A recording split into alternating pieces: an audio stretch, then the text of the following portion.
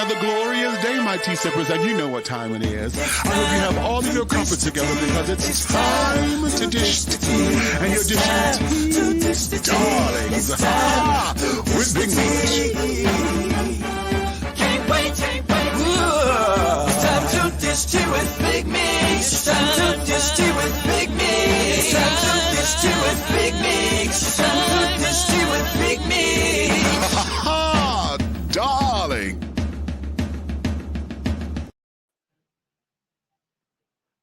And hello, hello, hello, hello, hello, hello, hello, hello. Hello, hello, hello, hello, hello, hello. Hello, hello, hello, hello, hello, hello, hello, hello, hello, hello, hello, hello, hello, hello, hello, hello, hello, hello.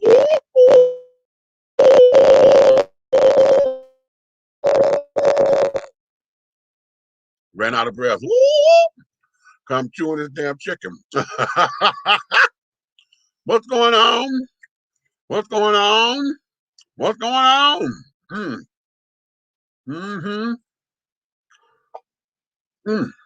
Again. Oh, you know what? Sitting here eating this damn church of chicken, baby, it done got good to me.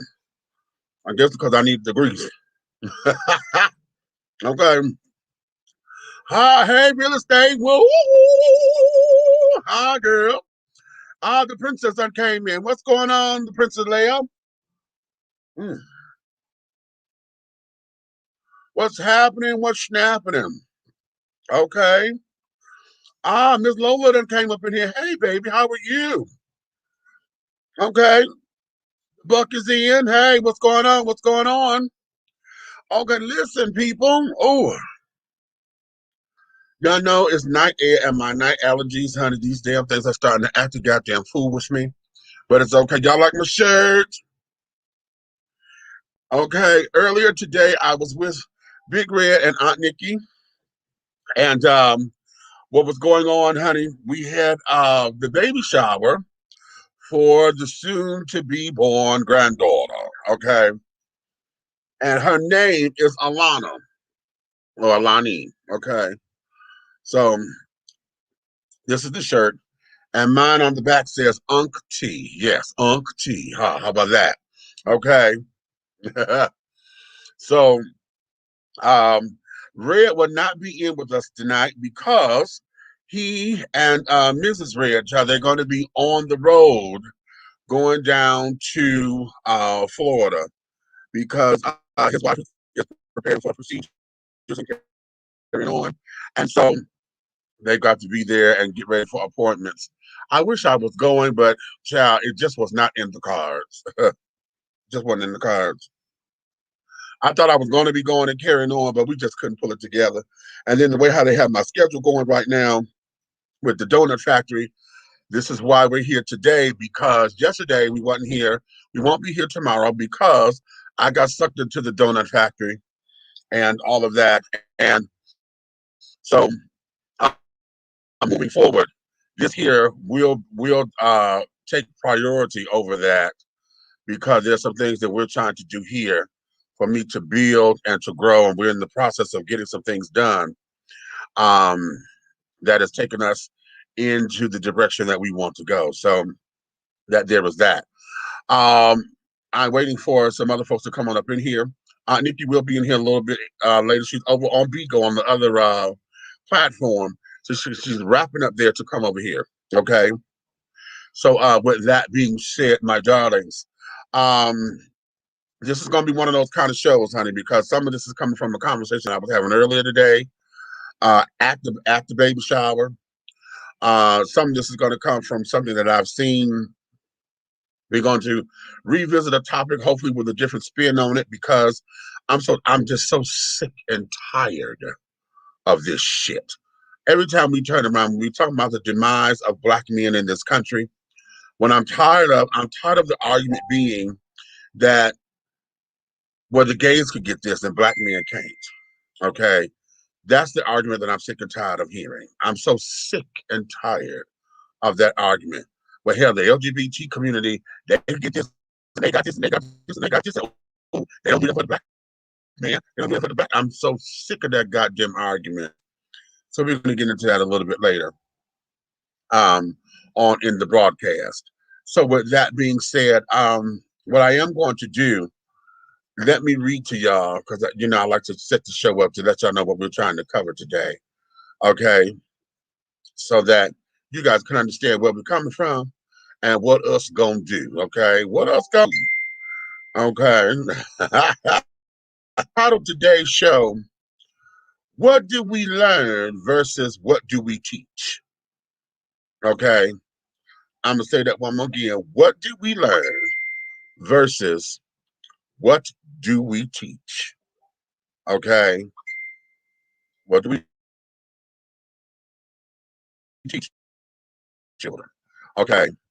Uh, but before we get started with all of the drama of the day, um, on this installment of Dishing Tea with Big Meach, we're going to pay homage to Mr. Earl DMX Simmons. Y'all know he made his transition yesterday at such a young age of 50. And though many will say that he's led a life, some may say privilege because he was in the entertainment industry or whatever. I'm going to say that he was a tortured soul in many regards. Okay, he was a hip hop community rather. They're hurting, and they're hurting badly. As DMX was a pioneer of the genre, and though he has been given his wings, I believe that he has just been taken out of his turmoil and his suffering. Okay, the question is, what did you learn from DMX? Okay, those of y'all who follow him, know his music, understand him as an artist. Those of y'all, maybe some of you in here knew him personally. Those of you who were just following him and idolized him, what was it in his messages, through his music, through his interviews, through his personal appearances, through his acting gigs? What was it that you learned about him? What did you learn? Okay. And in addition to what did you learn, tell me, what would you teach others about him? Okay. I want to go there. Tell me, what would you teach others about him? Okay. Uh, because here we have a young man who was brilliant in what he did as far as his rapping stuff is concerned. Now, I must admit, I only know very few songs, the popular ones that make the radio whenever I listen to radio, because I don't listen to the radio a lot these days. However, being at the clubs, I know what they played at the clubs and carrying on, um, and all of that. However, because I'm not into hip hop like that, what I'm going to share as far as what did I learn from him and what I would teach others may be a little bit different. Some of you may agree, some of you may not, and whatever, or you may think that I don't have the qualifications to do it. But this is going to be from my perspective. So I'm going to ask you to do the same. From your perspective, you were teaching someone about this man. If we're going to call his name and uplift his legacy, and to let folks know who he is or who he was in the physical. Let's get into that and let's celebrate and honor this man. Okay. And then after we do that, we're going to get into what I'm gonna call fuck shit, because I'm sick and tired of this day. I'm tired of this argument, or I'm tired of this being an argument. But at the same time, I'm not so tired of it that I'm saying that we should look for solutions, because I welcome solutions. I welcome a solution to a problem that is ethical, that is sensible, that is a well thought out plan that's going to bring about constructive bridges that we can take to build and galvanize and to uplift and to cultivate and to fortify our communities. However, we are approaching the release of the Buck Breaking documentary series, or it's a documentary rather, by TARIQ NASHEED. Okay. Many people are insisting that the game is still uneven when it comes to the Black heterosexual man and his needs being met, and that the African community is on a complete agenda to assist in the destruction of the heterosexual Black man. Why is this argument still at the forefront of people's psyche, particularly Black folks? And what can be done to get Black hetero men in our society the equity that they deserve? Okay, that's loaded. First, we're going to tackle why the hell we always got to blame the alphabet children for every goddamn thing that the Black man can't get. And then what is it that we need to do, can do, should do, what society needs to do in order for Black hetero men to get the equity that they deserve in this country? Huh? Then we're going to connect these dots, okay? Because we're going to go into something that my sister Helena sent me. And she didn't get a chance to talk about it over there, but I'm gonna pick it up here, and I'm hoping that she does this on her show as well to continue the conversation. And we're gonna talk about sexual fluidity. Okay, can a straight man have sex with another man and not be gay? And yes, that's gonna be a trick question because I know all of y'all looking up that way. If he's straight, then he wouldn't be having sex with no man, now would he? However, I'm going to beg to differ that. Okay. But the questions are, the other questions behind that is, why do we obsess over this subject so strongly? What the hell they got to do with you where another man put his dick? Huh? Why do we obsess over this topic so that way? And why is it that humanity must have a label for someone's sexual expression and or their sexual activity? Why do we always have to have such strong labels? Huh? What are people afraid of when it comes to the subject? What the hell scares you? Why is it that wherever somebody else put their dick, honey, that got something to do with you?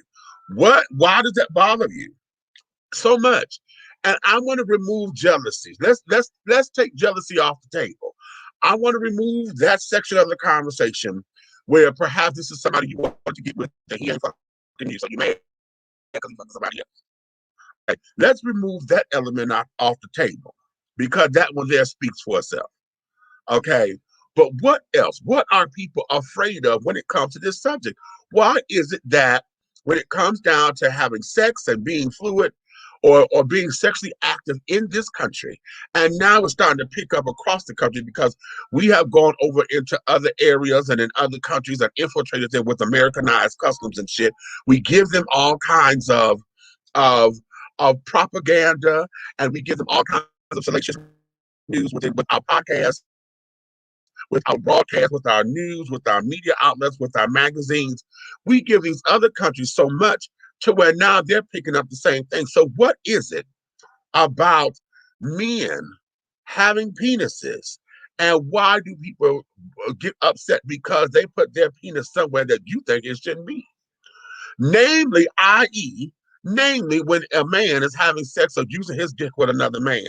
Why is that always a problem? Because y'all don't seem to sit down there and get all into his business when he's sitting down there fucking everything that moves and got 16, 17, 22, 35 kids all across New Jerusalem. That don't seem to be an issue the way that you make this an issue. Okay? So let's talk about it. Yeah, let's get into this. Let's get into this. I must be on the tangent. Okay. So yes. Okay, let's go here. The comments are saying what? A tortured soul indeed. He was a highly religious man, and he never seemed to lose his faith despite the troubled life he had. Okay. Yes, he can. I myself wouldn't label him gay. Okay, we talked about this before, as far as men not being able to experiment without it becoming a problem. There's some men who are just curious, and realize that okay, this ain't for me, huh?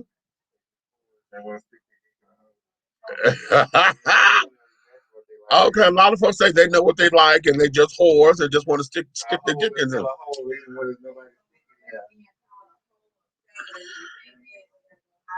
Yeah, okay, so I got folks over here saying that they're afraid of being called hoes and whores, and they just got to go hide somewhere. Okay, so what's tea, y'all? Why is it that okay? I'm losing some of y'all. Okay, some of y'all ain't liking this subject. My number's starting to go down, but that's okay because see, y'all that got scared. And see, this goes into the point that I'm making. Okay. Whenever it comes down to this particular topic or whatever, y'all got shit to say behind closed doors, and that's fine. But when you make it public, or when you got computer courage and want to sit down here and put up those signs and little this and little that's and carrying on, when you got all that and you can hide behind your computer, everything is fine. When it comes down to putting this shit out in the open, let's talk about it. Everybody want to run, but that's okay. You can run, you can run, you can run, but you can't hide, sugar. You can't hide. Okay. So why is it that there is always a problem? Huh? Why is it? But okay, let me take a pause. I'm gonna take a breath and let me regroup because I want to go here first because before we get into this, what I don't want to do, I don't want to get so heated with this to where we miss the DMX piece on this. I want to honor DMX and all of that. I'm gonna take a commercial break here, give myself time to regroup, just a small one.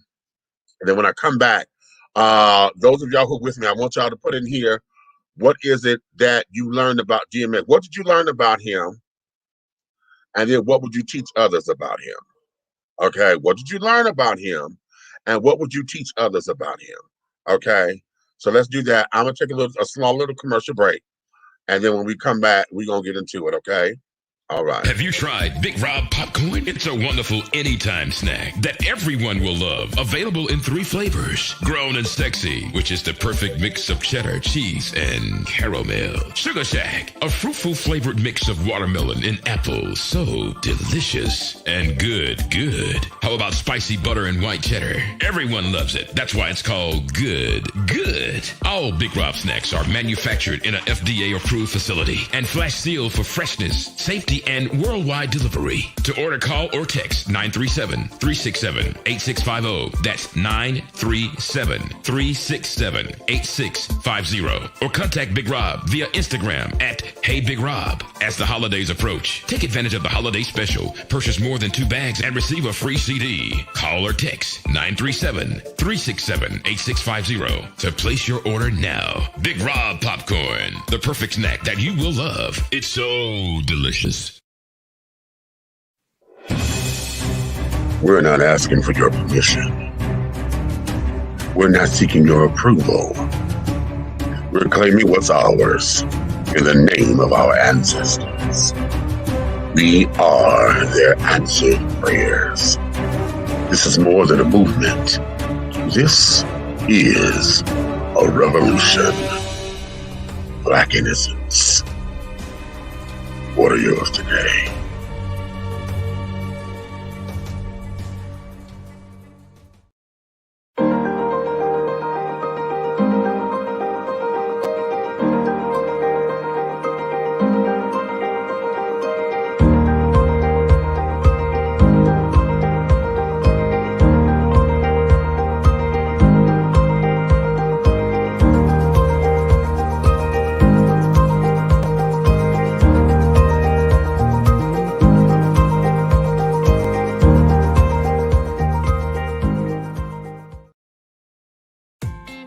The views and opinions expressed here on Shinchi TV are strictly those of the hosts and guests of this program.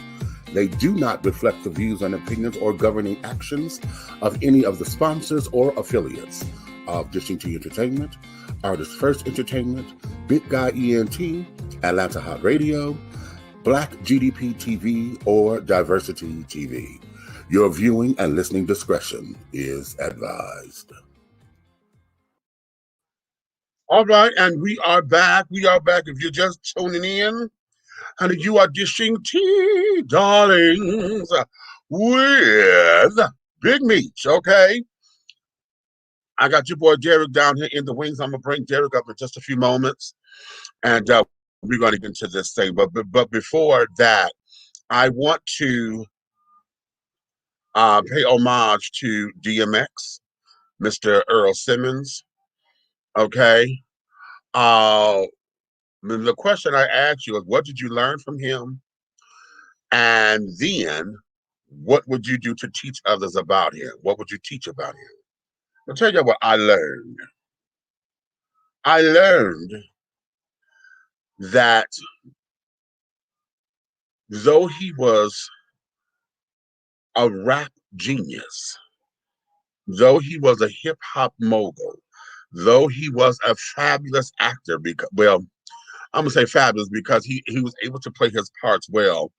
I think he was the next incarnation of what Tupac was. Okay, I'm not saying he was the next Tupac.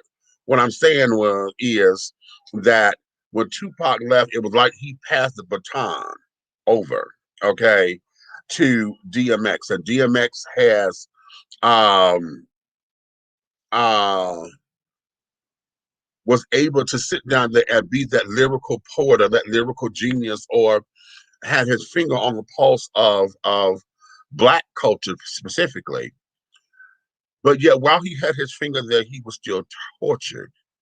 And I would say he was a tortured soul, because a lot of what has transpired that became public for us has been about, or has what has been appeared to be remnants of what seemed to have been a man who was conflicted with either his belief systems, or conflicted with his life, conflicted with the ups and downs that he's had, even though he had a strong faith in God.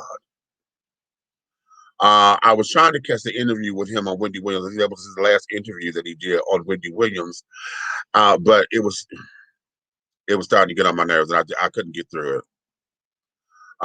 Quite honestly, but nonetheless, I'm going to say that he was a calculating man, and through his addictions, he was able to be functional. But I think he was completely misunderstood, and was reaching out for love and understanding in a way that I don't think that satisfied him. It is said, and it is rumored, that after his grandmother had passed, that's when hell had broke loose for him.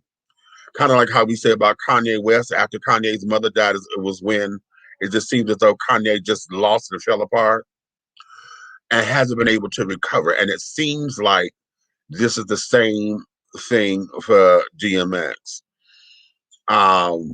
My assessment comes from his appearance on Iyanla Fix My Life. Okay. And watching him and his interactions with her, when he trying to control the narrative, and actually was trying to control how the process was supposed to work. Okay. A lot of folks criticizing Iyanla for that, and they got upset with her and felt as though she had no business disrespecting him, and whatever the case may be. But we only saw an hour of what 3 or 4 days worth of work was. Okay, that was edited down. And I remember an interview with Iyanla saying that, there were times where he didn't show up, and this, that, and the third. And, there were moments where he reacted in ways that should have shut everything down. And at one point it did, because, he said, look, I wasted your time, because the process was not what he wanted it to be. She got to digging deeper to get to the root of some shit that he didn't want to deal with. Okay. So he ended up shutting it down. And then what happened was, in dealing with one of his 15 children, now I didn't know he had that many damn kids, but in dealing with his children, that came the dynamic. And so then, in empowering the child to stand up for himself, that that became um, an issue, because now, as she was teaching the child how to assert himself, that rubbed him the wrong way. Okay, and it's through that I can see the torture and the torment that he was going through. I can hear the frustration. I can see that he was upset with women, because apparently something in that was there. I can see that there was issues of him being dominant and thought that he could control women. I saw that in a lot of that, and I really believe that uh, he really needed other men to be there to help anchor him.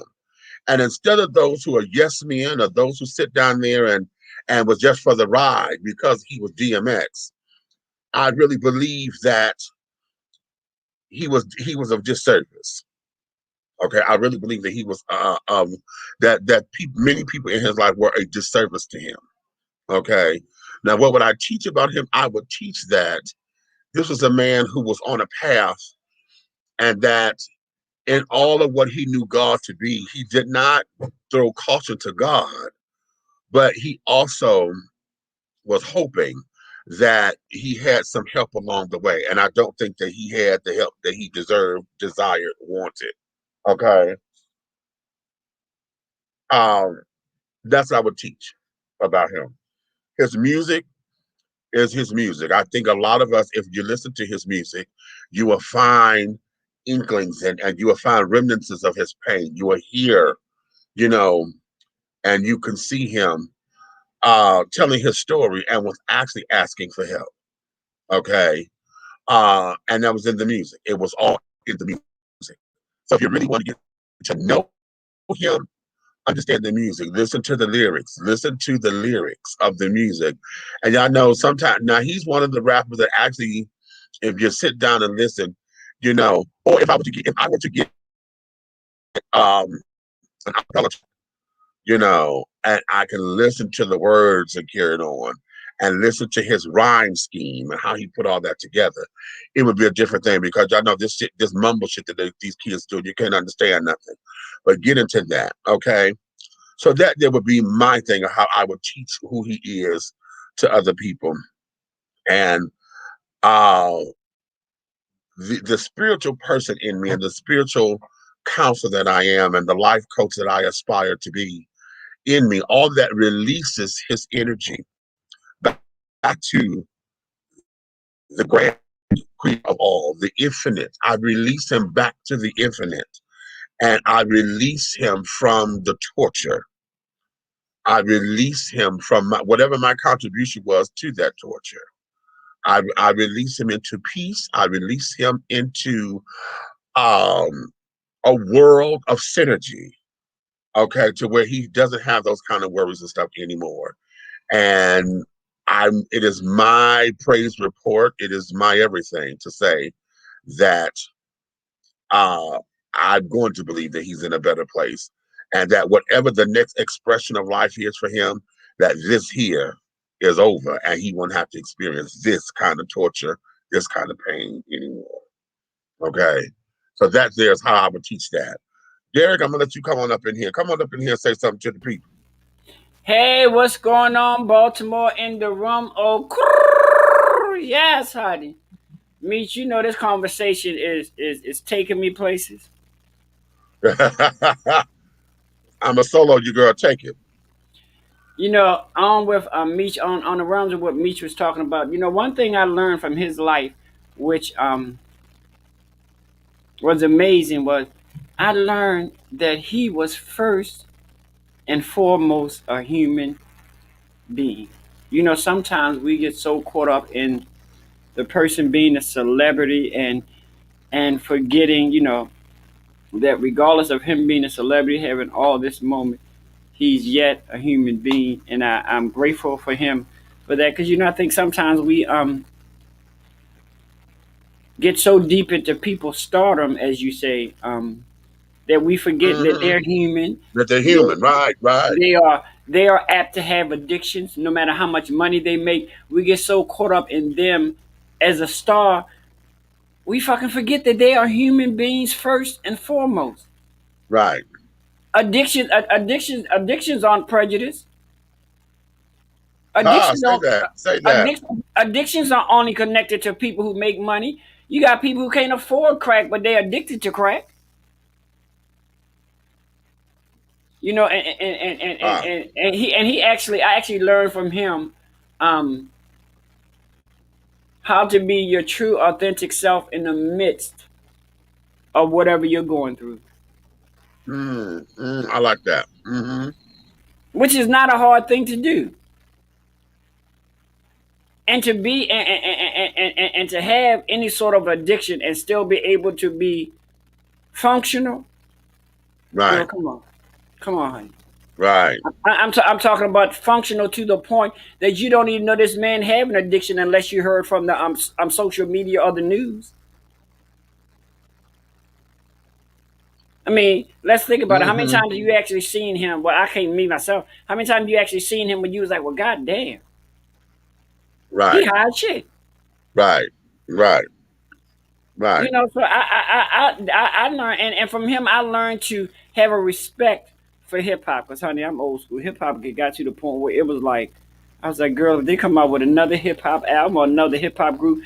But he actually did hip hop to the point where I gained the respect for it. right, right. Uh-huh.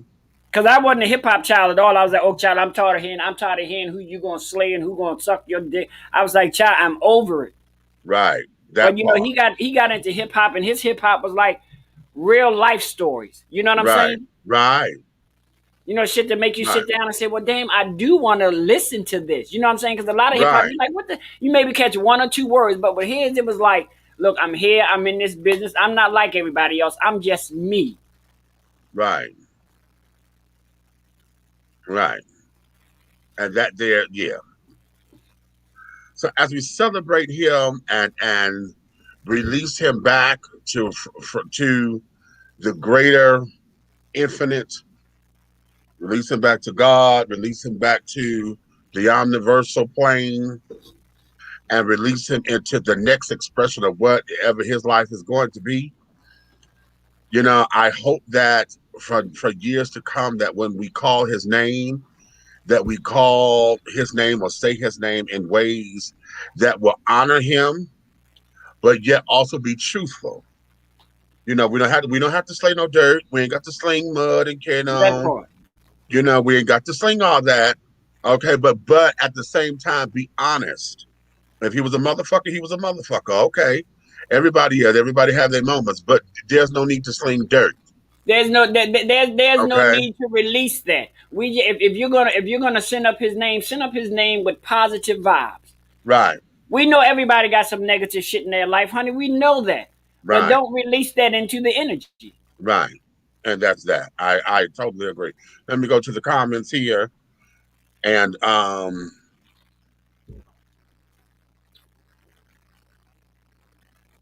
let's see what we got. What we got. I'm gonna come back to this one. I'm gonna come back to that one. Because I wanna stay here. I think we more from his rise and fall than from his lyrics or music. Okay, I think we learned more. Okay. All right. Roger done came up in here. Hey baby. Hey Okay. Roderick. Hey Leah. Uh his life serves more of a cautionary tale than that of a teachable moment or something we can teach future generations in terms of his actual life. A cautionary tale, how, but explain that. Go deep, get deep, baby, because I like that. Get deep. Okay. He was up in here, hey, baby. Yes, honey, Don't get be deep me, in it. be I better like than it me. I deep, like honey. that. Okay. Okay. I like that. Right, right. Yes, I too pray his soul has now found peace. Yes. Okay. Eric Booker said the same thing a few days before he passed. Okay. Speak H2. Ah, okay. Hey Derek. Okay, from the princess. Okay. So yeah. And you know, it kind of bothered me that people, and this whole thing, I just pray to God that even in the time of social media and all of those good things, even down to your local news, I just pray to God that these people be mindful and try to be as respectful to His children as they possibly can. Listen, I think that piece right there, I think that is what we need to put into the ethers, into the cosmos, into the omniverse, so that energy can permeate. Right. Okay. Because we have to remember The mud and the dirt and the disrespectful comments and whether or not you liked him or not, whether or not you want to call him all kinds of crackheads and stuff, because I've seen some harsh shit that being Right. said. Whatever you say, remember this man has children, regardless of how you feel about how the kids got here or whatever the case may be. He still has children, and those children, some of them came down and was by his side at the hospital bed. Okay, those children still see him as their father, not DMX the rapper. Okay, and so every time that people throw their venom and spew their nonsense, the children are affected by that as well. Oh my Okay. God. And And that's in the world where you always say, well, what about the kids, honey? And y'all quick to talk about with other shit that's going on, y'all quick to say about the kids. Oh well, our children. Well, honey, let's talk about our children in times like this when you want to throw dirt and things and spew out negativity. Because he has children, okay, and things of that nature. So be that as it may, okay. Is the way in which he lived his life, continued to find him on the wrong sides of the track, found roads to redemption, and was allowed to reinvent himself over and over, but ultimately could not get past the demons that seemed to haunt him throughout his life. Yeah, that's a cautionary tale, but that's why I say he was tortured. Whatever that was, he was tortured because there was something there that he wanted, that led him back to the streets. And then I'm gonna say this because here's something too that we must take into consideration, and I don't mean to be disrespectful. The idea is that there are some people who just like the drug. You know, they just like it. They know what it's gonna do. They know what it can do. They know what the power of it is. There are those who just like the drug. Okay. And I think that may be a little part of this because he was into the party and play atmosphere, you know. But I think what kept him there was the addiction. I think that there is the fine line. And anybody who's dealt with addiction, you understand what that is. You know, part of your recovery is finding out how to healthily engage in life again. When you're talking about food, sex, spending money, alcohol, drugs, and even though I'm saying drugs because we have recreational drugs and things of that nature, but I'm one who believes that any and everything is okay as long as it's done in moderation and it doesn't control you. The second that it controls you and you can't keep it under wraps and you don't know how to function because of block XYZ, that's when it has you. You don't have it. Okay. So when we talk about this and our society, we have all these notions, all these beliefs, what drugs mean, what drugs are. We do have a plethora of examples of what happens when addiction takes over and folks are out of control and they are not themselves. But we never talk about those who are functional. Okay, we don't talk about it because we celebrate it. We talk about getting lit all the time, bitch. I went and got my cocktail, bitch. Have my little sip on, my little drink on. Okay, the comedian, A.J. Gibbons, honey, I smokes my liquor. Okay, that's what she say on stage. I smokes my liquor. So we everybody who smokes marijuana and this that, and another because it's fun, it's recreational, you know. So we don't see that as an addiction because you're able to function with it. But that's the part of it that we don't see, and we don't talk about it in a way that is that shows the healthiness of it. We don't talk about it like that. We talk about it as in the harshest terms, in the most negative light, and things of that nature. And that's what this is. So yeah, that's just a cautionary tale of him having to he found the roads to redemption and things, and yeah, but trying to process that. And if you really want to know the truth about it, I really believe that he might have been bipolar. Okay. But one thing I can say, and I'm gonna use, and I feel good about it. I'm gonna use the old gospel song. I can actually say aspects of his life. There was an old gospel song that says, "May the work I done speak for me." He has a Ah, lot of works that he has a lot of works in his life that he done that really can speak for that will him. speak. Right, right. You know, that will overshadow the Right. negative aspects. Yeah, yeah. So all right, that's us giving. Y'all have fun. Okay, I'm waiting on you. Don't take no wooden nickels. They don't spin, honey, but they will give you a splendor. Oh, Okay. okay, okay. Trying That's to come. Alabama, y'all. Huh? I said that's Alabama. You're gonna go out with a sister. Go have a little fun. Oh, that's my favorite song down. Oh, okay. Well, I Okay. guess we won't be on long tonight. Praise the Lord. Come on. What's the next topic, bitch? You're so damn stupid. What's the next topic, bitch? Come on, girl. Let's go. The children You been missing stupid. you. Let's get them together, honey. Okay. Tonight. Oh Lord, it's him. Jesus, keep us near the cross. Ah. Okay. Okay. So y'all see y'all got this now running out. I'm gonna have a real time tonight. Oh. Oh, look, honey. Let me tell you, honey. I'm not new to it. I'm true to it, honey. Don't do it to yourself, honey. All right, man. Y'all be careful. Y'all be safe out there. Don't take no wooden nickels, honey. Okay. Bucks at High Alabama. Everybody know Alabama, honey. Ooh. So yeah. So all right. So now, so let's go to our next topic. I'm gonna play something. I'm gonna play something. We're not gonna get dinged, dog, because child, every time you play shit, we always get dinged. You know what? At this particular point, I don't give two cents to the damn if they ding it, because we're gonna play I'm it. ready to write you the fucking FCC or whatever the hell they call somebody control over it. Let me shut the hell up before we get dinged again. Shut up, bitch.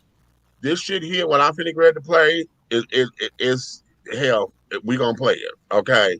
Now wait a minute. Let me put my little where's my brands at? I know my banners. Child, So everybody speaks to Alabama, honey. He's so popular. I'm gonna play this because this is really great to go into. I'm gonna connect these dots, okay? I'm gonna connect these dots. Let's go here first. Come on.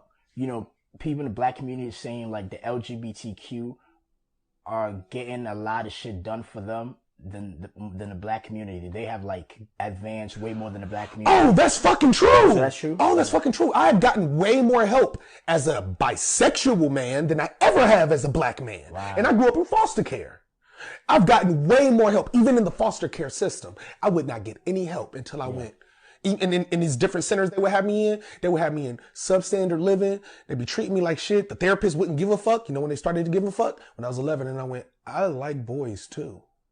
That's when they started to give a fuck. That's when they started funding me. That's when they started putting me in the young lawyer programs and buying me suits to go to governor's balls. And they gave a fuck when I was a little black bisexual boy. Yeah. But they didn't give a fuck when I was just a black boy.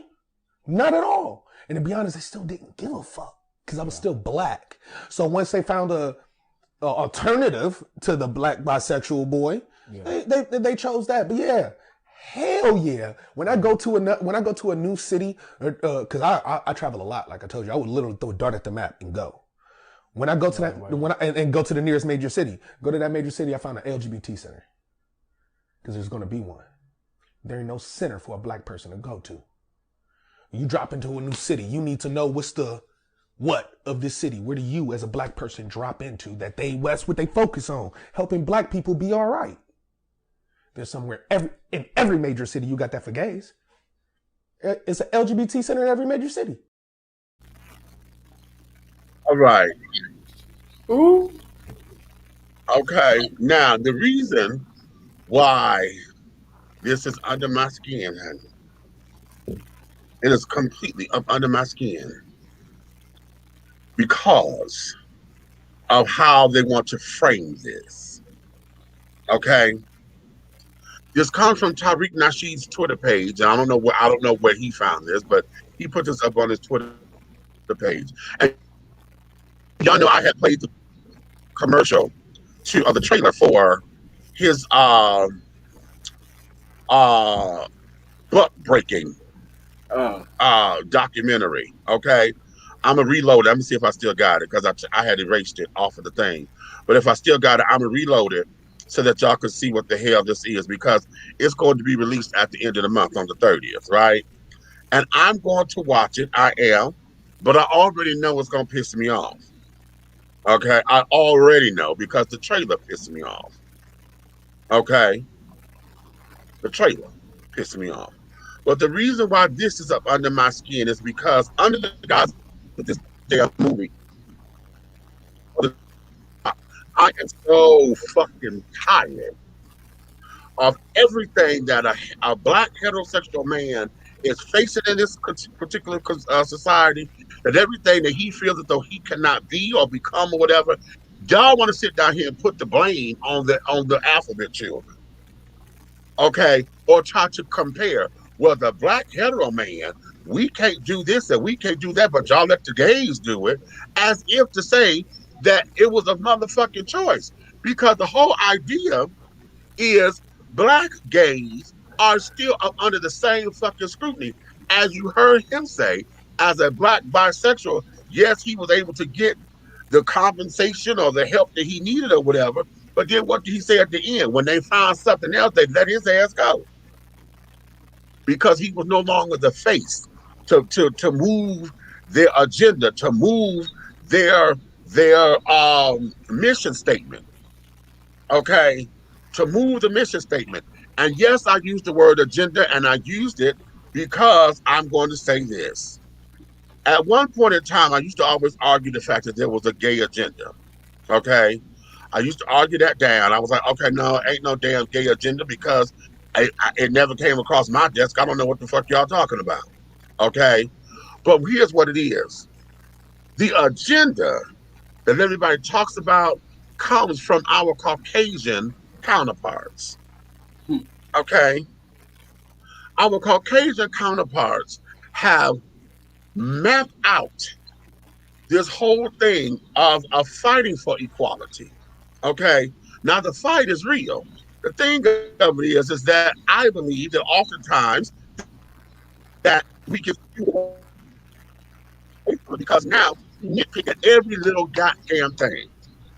Okay, nobody can have a fucking an opinion anymore because every time somebody have an opinion, their own belief system, whatever, our white counterparts have made it now possible to say that we could go in and attack them for saying that's hate speech. Oh, this, that, you know. So we get into these particular kinds of things, and now everybody's looking like, oh, okay. Then, because they have, or we have, and I'm going to say we, because this is what we do. We fund into it for the most part as the alphabet children, but the black children, the black alphabets don't. We don't see the benefits of it as far as our issues and stuff are concerned. Okay, so what happens? We fund into it, and yet the black hetero children want to get upset because our lobbies work. We got lobbyists up there. We got this up there. We stay in their fucking faces. Where are the black heterosexual men with your particular lobby? Where are the people that you have in place to go sit up and get into the faces of these motherfuckers and say, you need to do this for us?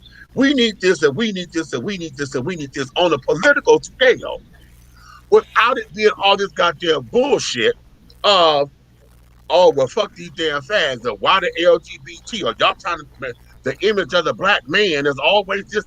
Why are we always there when you have not sat down and adequately put anybody in place that's going to fight? Where is the fucking fight instead of fighting me all the motherfucking time?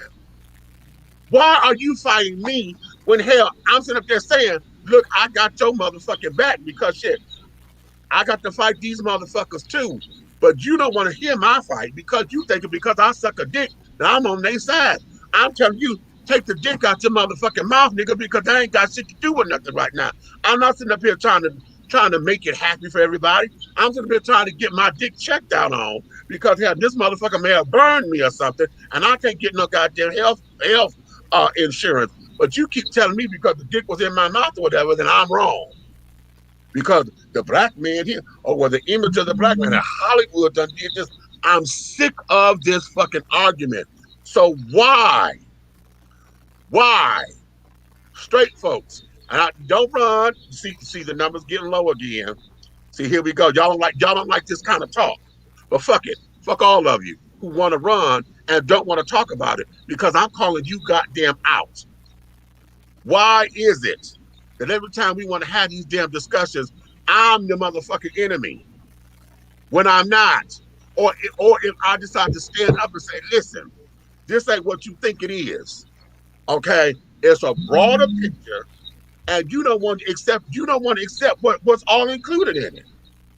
I'm just supposed to sit down here and say, oh well, you throw all that gay shit and you black first. You nigga, I done told you that.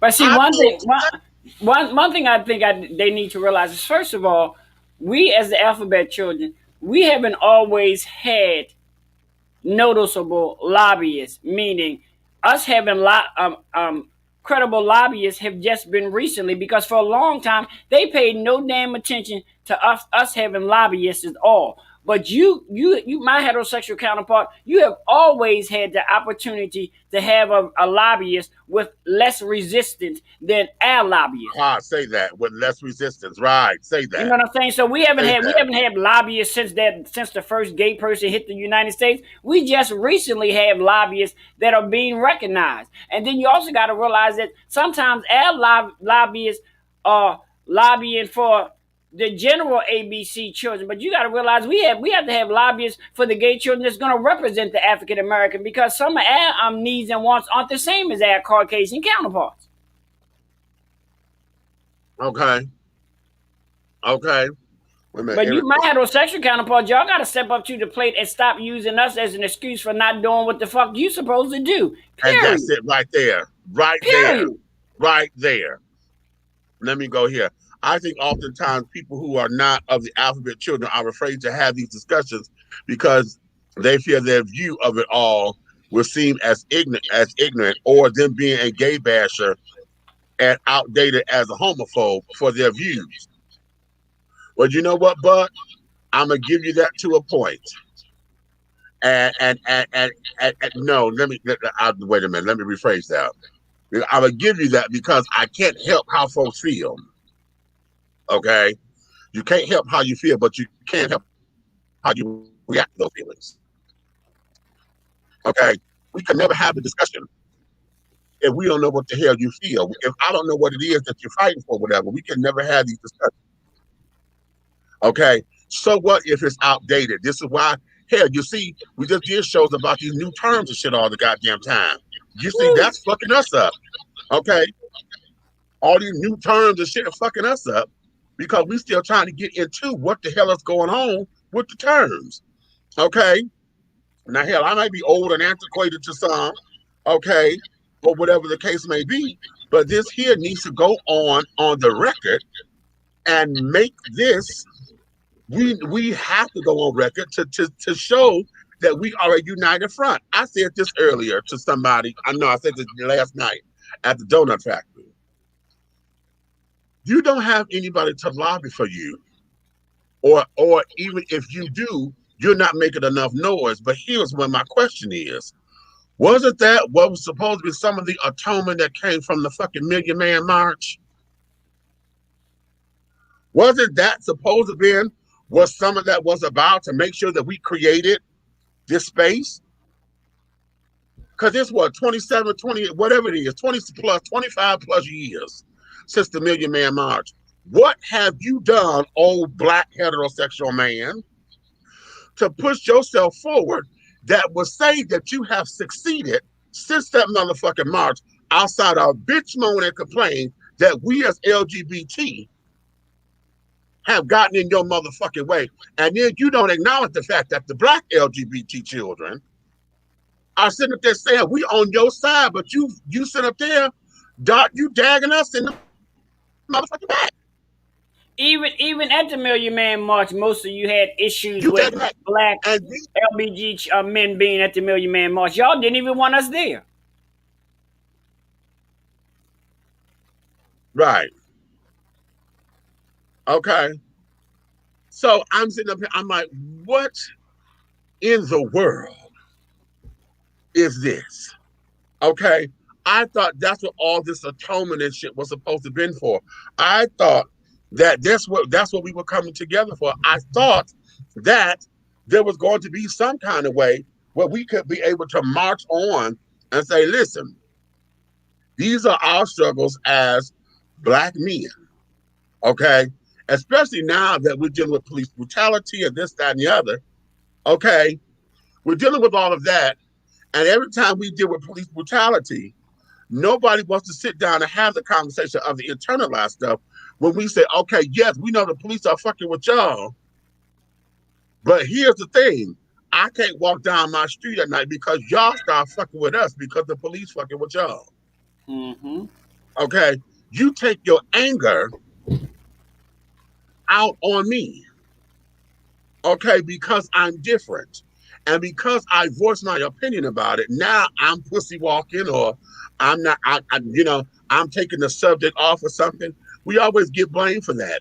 Well, how come you gonna come up in here and make this a gay agenda? This is about Black folks. This ain't got nothing to do with LGBT. Yes, the fuck it does. If a Black LGBT person is there, and I'm asking you, where do I fit in this motherfucking equation? And you keep telling me that I need I got to be Black first. Bitch, I'm all of it. I'm at the crossroads. I'm at the motherfucking crossroad, honey. Okay, I'm at the intersection. Okay, so why is it that we have all that? Okay, I don't understand it. I don't get it. And part of that is what upsets me whenever we have this fucking argument. Okay, whenever we have straight Black men or heterosexual men who want to sit down there and make us the enemy. And they make all of us, because see, as black alphabets, as we sit up there and try to make this and try to put perspective on this, then we got to deal with resistance. Because here's the thing. You say that the Black hetero man is mostly feared. Okay?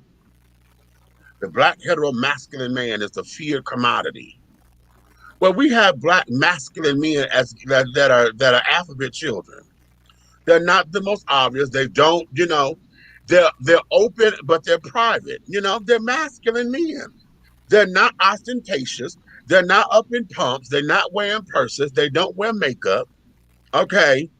Regular guys that you say that you want all gay folks to be. You wish all gay folks would mind their business. How come you can't man the fuck up and this, that, and that? How come you can't? Okay. Now we got representatives in our community that are just that. Just that. But if they come out and say that, then you're going to put them and lump them into the whole category with all the femme girls and all that you say are the reprehensible parts of the Black community, because we are detriment to the family and this, that, and other.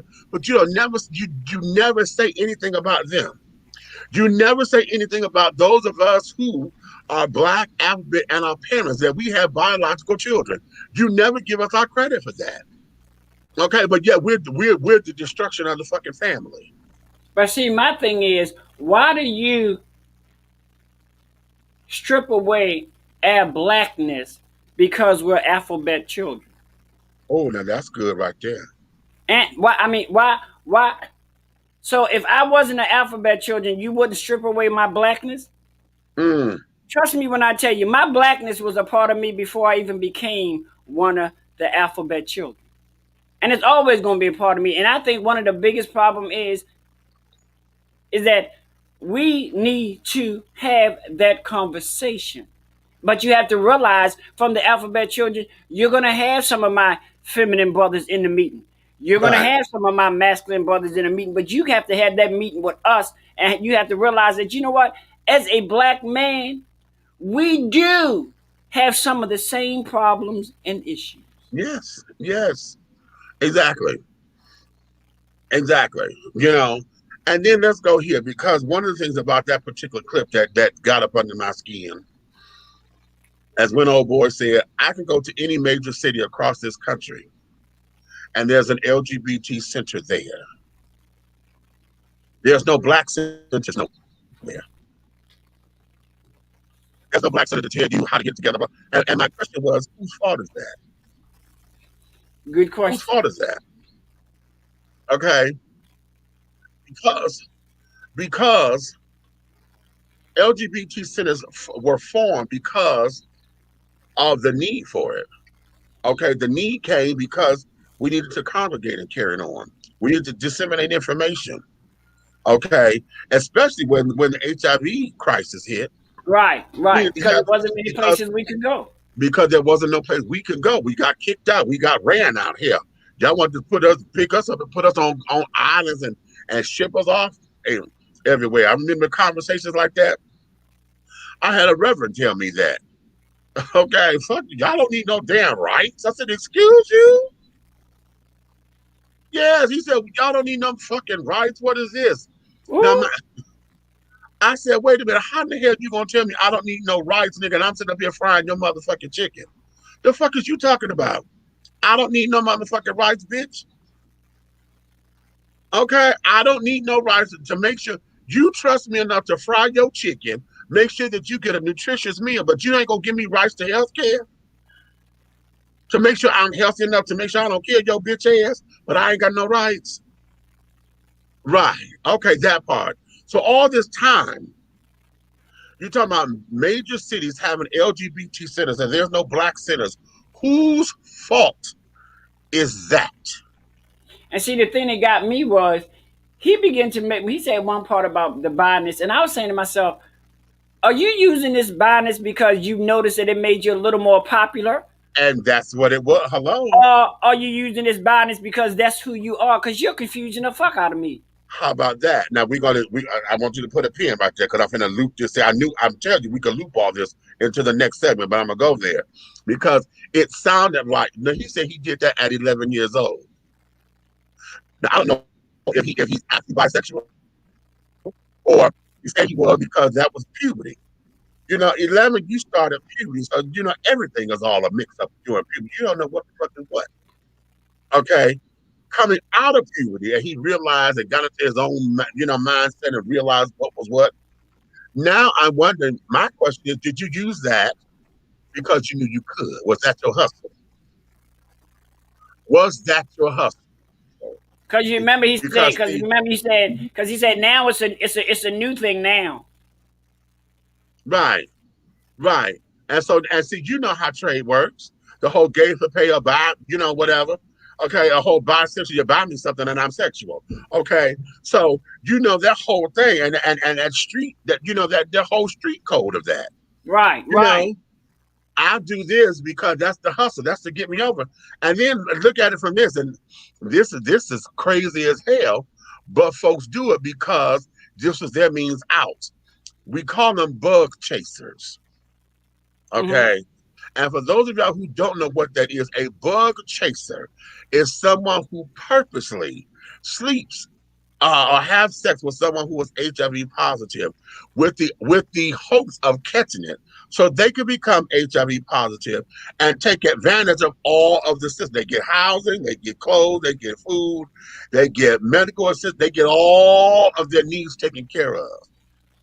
And there are some out there, a lot of homeless youth that then got kicked out of their families and carried on, who struggle with trying to make a living, who struggle with life. They do that because why? The programs are set up to where they take care of them. Here I am.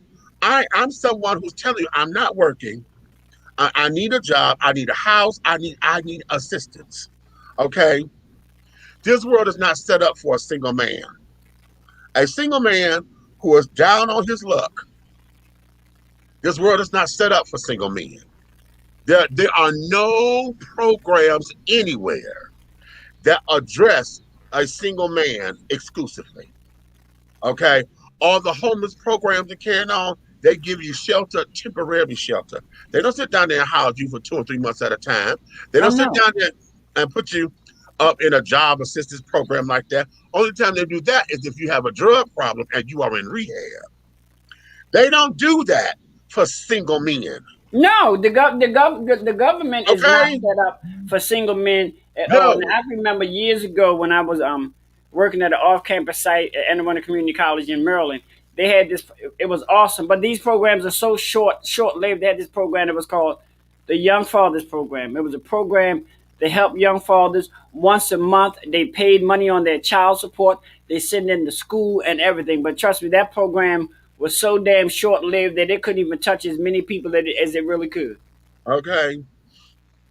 So because of that, my darling, I sit down there and it baffles me because men don't have the resources. Yeah, you can go a child back home in Detroit. We got the Confucian Center, or Capuchin.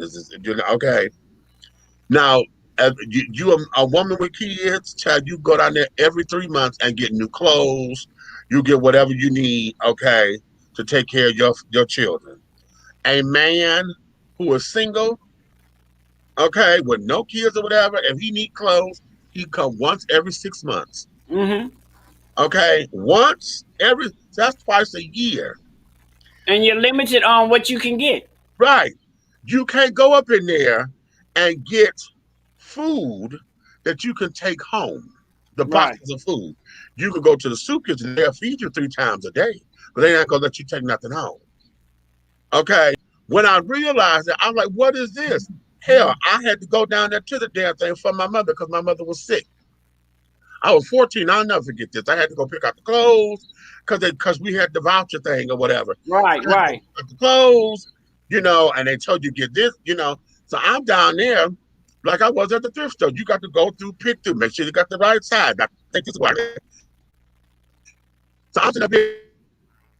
Girl, I walk out of here. I got 2, 3 big ass black trash bags full of shit and 2 boxes of food, thinking I'm finna get on somebody's bus. Okay.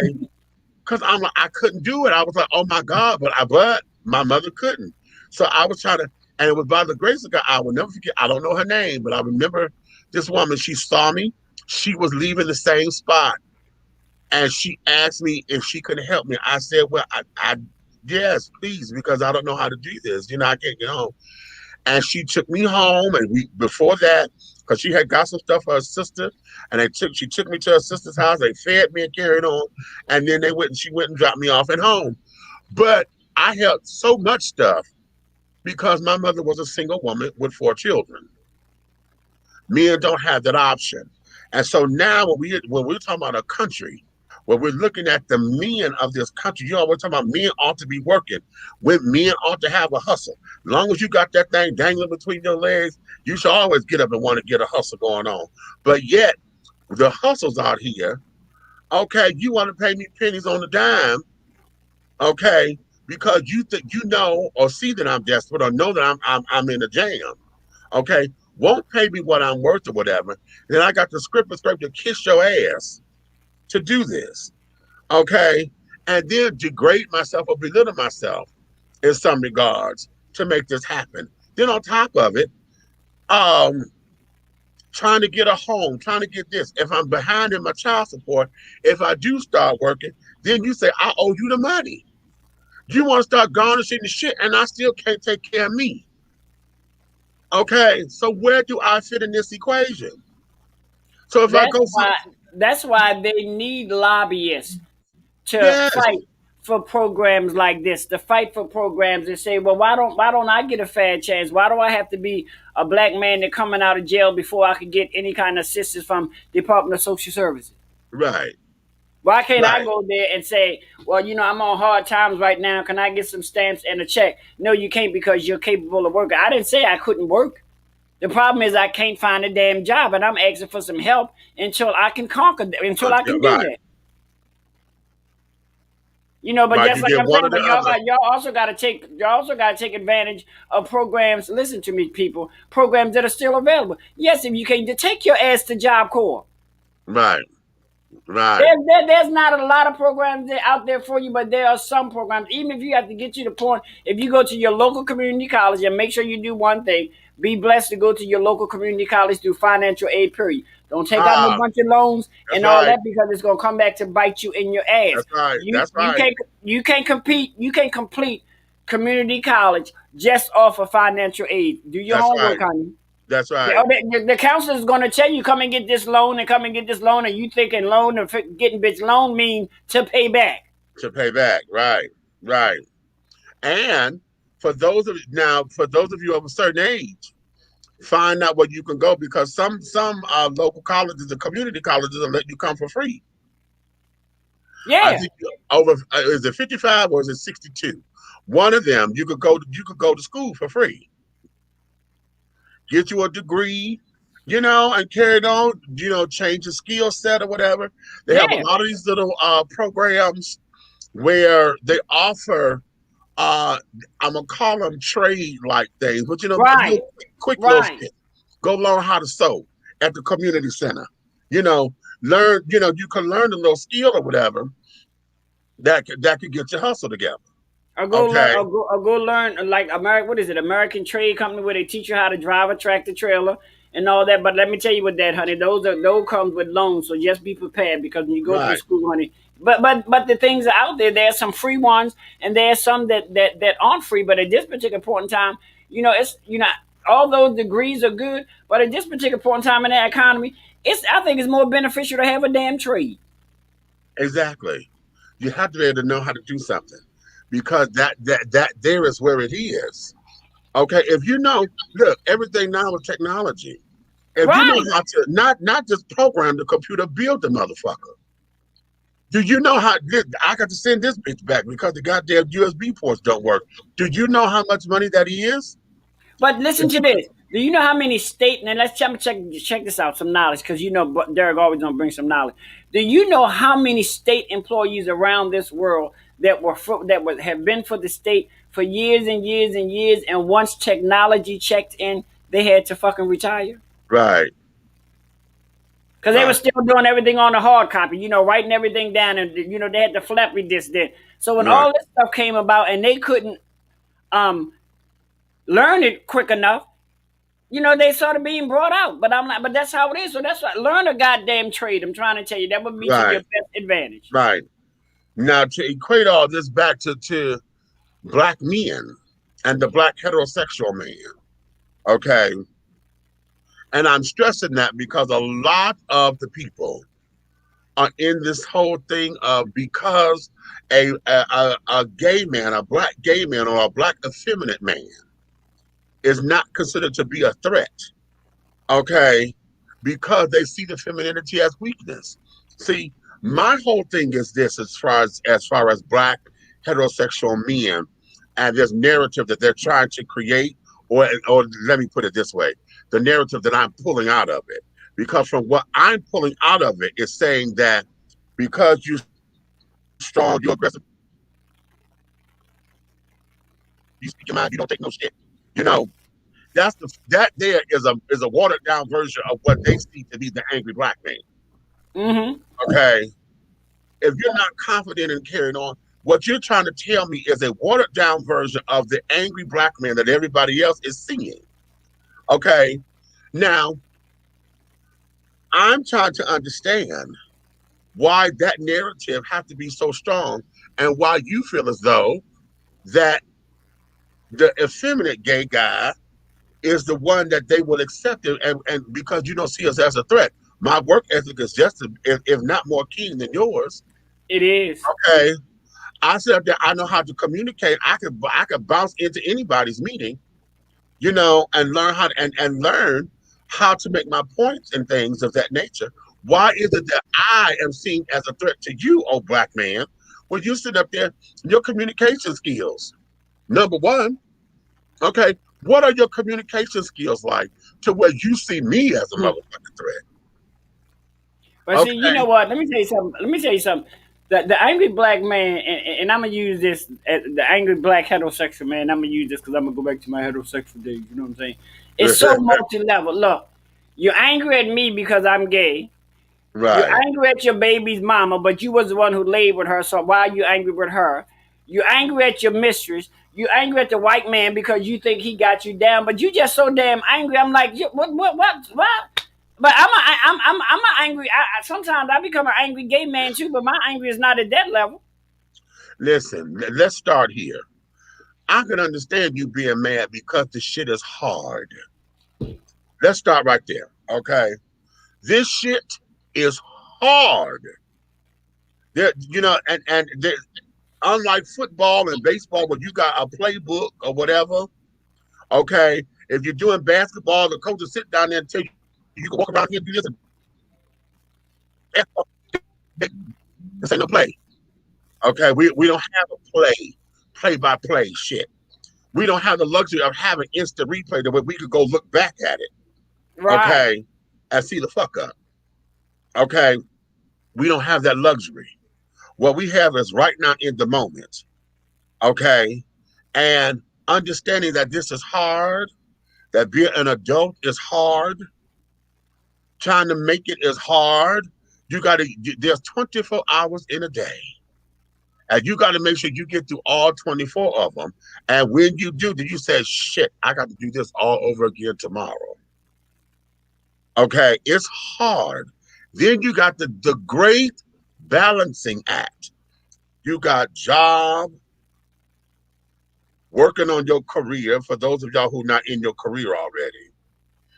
If you're in a relationship, you got to juggle your relationship. If you have children, you got to juggle caring for your children. You got to juggle caring for your parents, or at least seeing your family. Then you got your friends because you want to have your entertainment. Okay. Then you got responsibilities because now you got bills. You got rent or mortgage, light, gas, car note, insurance, repairs, because shit, you might got to buy a new stove, you got to get a new refrigerator, the pipe done burst, something. Okay, you got responsibilities. The cable bill, y'all know that's a motherfucking that's a stunning. That right there, honey. Got responsibility. So this shit ain't easy. It ain't easy. Then you got to sit down there. You don't know how to do your taxes, so now you got to pay somebody to do your taxes every year, so that you don't cheat the IRS and they don't come after you or whatever the case may be. Then you got to look at, oh, I want to start a business, or I want to go back to school, or I have bigger aspirations, and so I need to. There's a big juggling act here, a balancing act of all this together. It's hard, but why are you still making me your motherfucking enemy? Because you don't like who the hell I go to bed with that you think I'm going to bed with, or because of what it is that you think I'm doing. Listen, my black heterosexual brother, listen, let me explain to you. Please, at this particular point in time in your life, stop using the alphabet children for an excuse for you not doing what the fuck you supposed to be doing. Right. I don't want to hear no shit about, oh, you think you better than me, because no, I don't think I'm better than you. What it is that I'm trying to matriculate.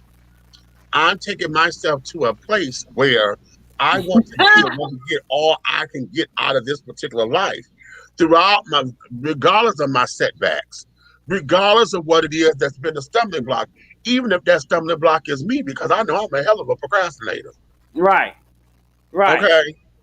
And But see what I need my heterosexual brothers to know. You know what? Check this out. If you don't believe anything else, believe this. The same prejudice and all that shit you go through as being a black man, I go through the same shit as being a black alphabet child. In fact, sometimes even more. Even more. Because not only am I dealing with it that I'm black, I'm also dealing with it because I'm gay. Right. So not only am I gonna be called a nigga, I'm a faggot ass nigga. Or I'm a black faggot. Okay.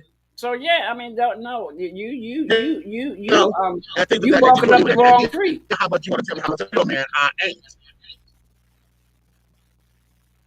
We are not. You know what I'm saying? So here is where that particular thing is. So again, I'm gonna talk to my black brothers, to the black heterosexual man, particularly those of you who believe that the alphabet children are your enemy. Bullshit. And you could give me all this systemic shit.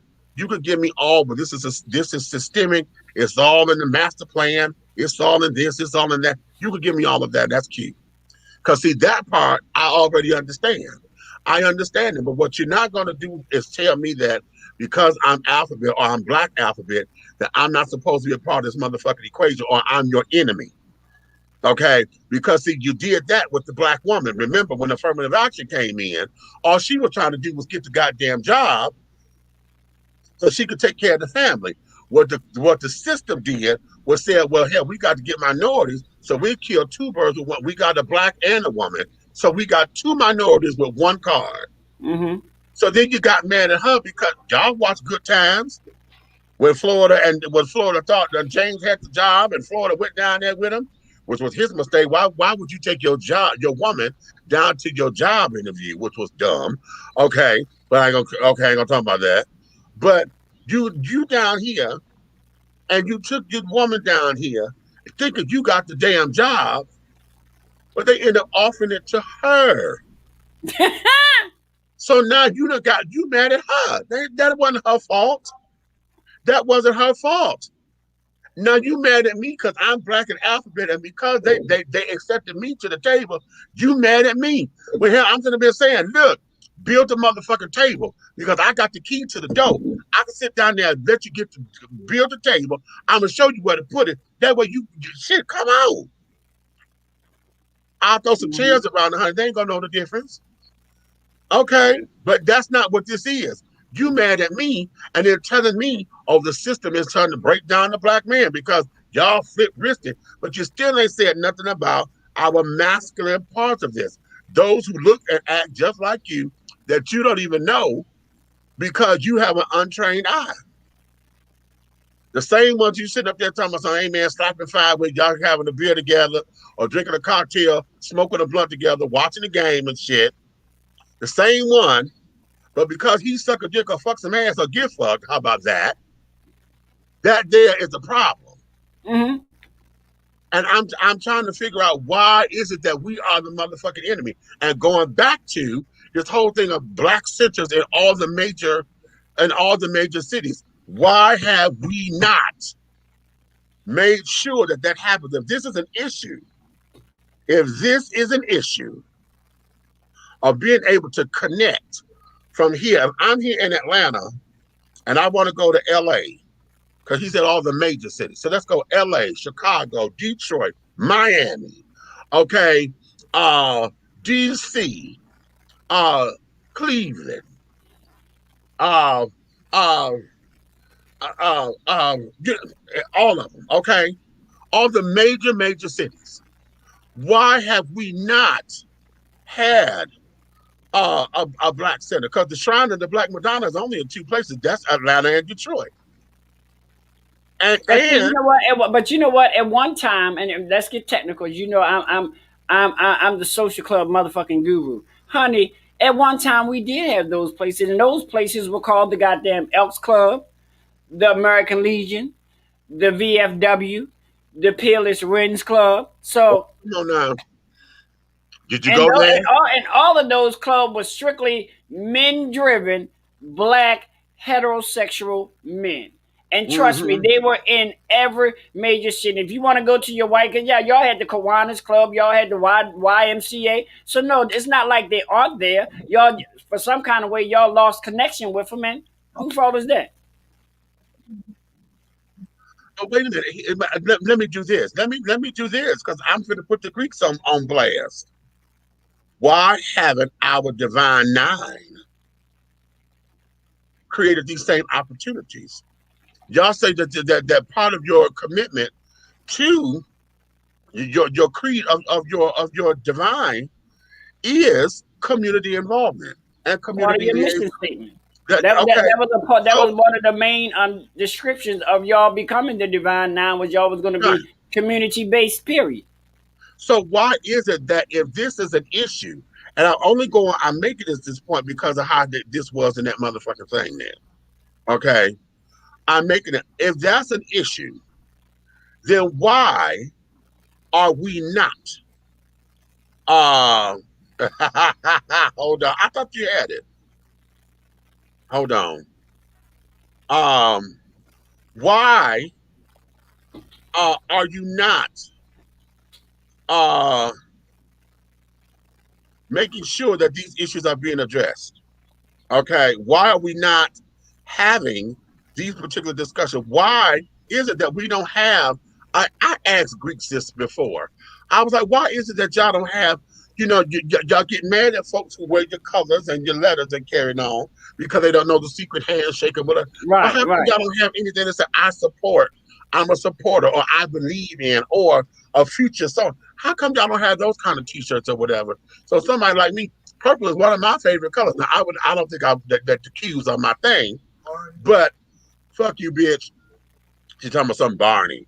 I know I'm gonna beat her ass over here, Well, child. I'm baby Bob, bitch. Don't talk about my Okay, sister. Don't make me hurt you.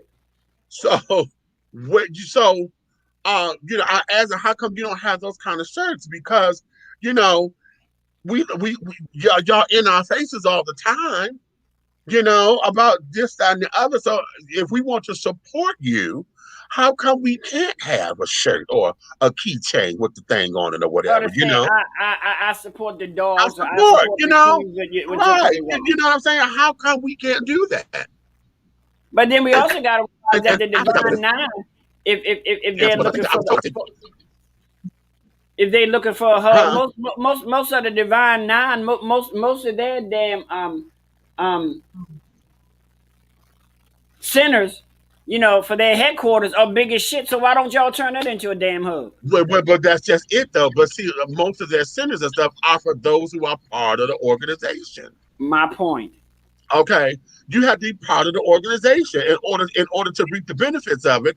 But the point that I'm making is, this child sit up there and said they attacking the culture. They're attacking alphabet culture because they're claiming that, oh well, hell, they take it over, and because the alphabet got this, that, and the other, that is it easier, for the alphabet children to get services and stuff versus a black man. Okay,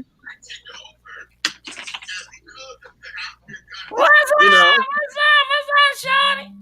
So that's where a lot of this comes into play. I'm like, no, I'm so tired of having to sit down here and feel as though I have to be on the defense or All have the to time. defend something because you keep coming after us talking about some, oh, the alphabet this and the LBGT that.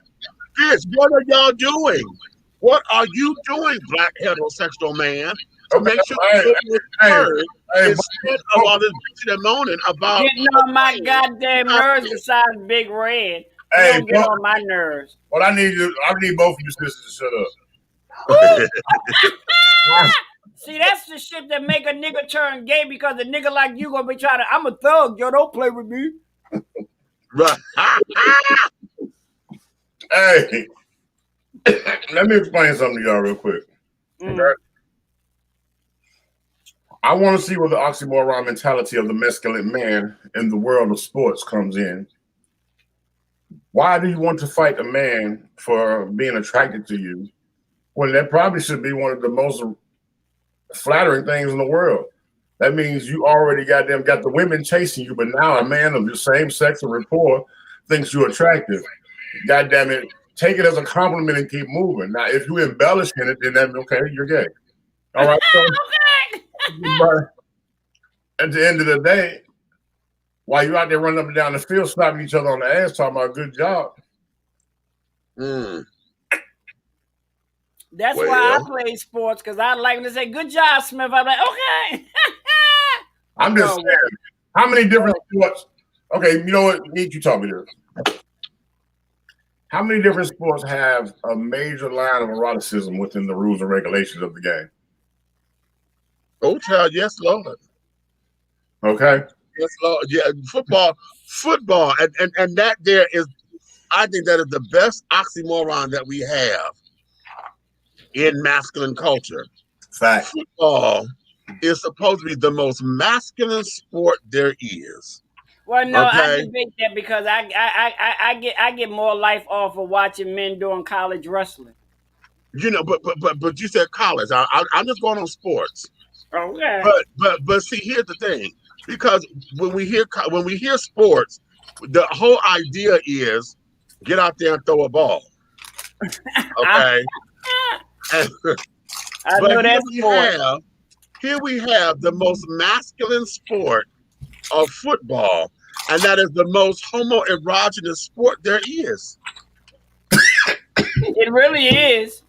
Honey, let me tell Listen, you, honey, to see the men walking up in those tight white they wear pants, and then tight you can ass see that pants. jock strap They got showing. jock straps with their dick print showing. Oh! You sit down here, you got to grab the ball from between a man's ass.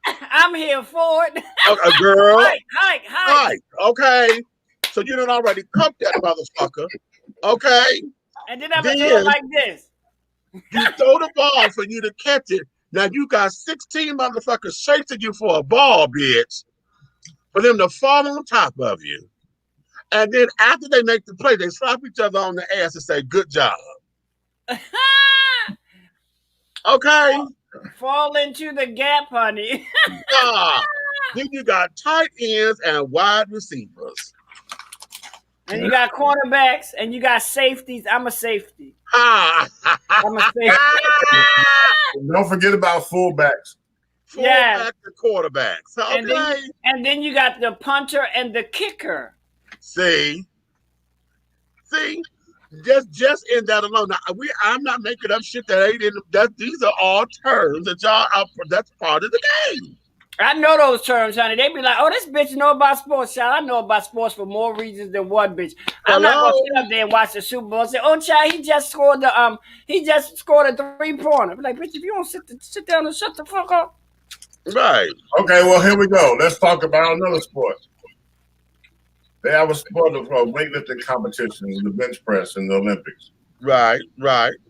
You're bench pressing. You're spotted by 3 people in the Olympics. That's right. You got on each end of the pole, and then you got one standing over your head as if he's going to teabag you while you're lifting.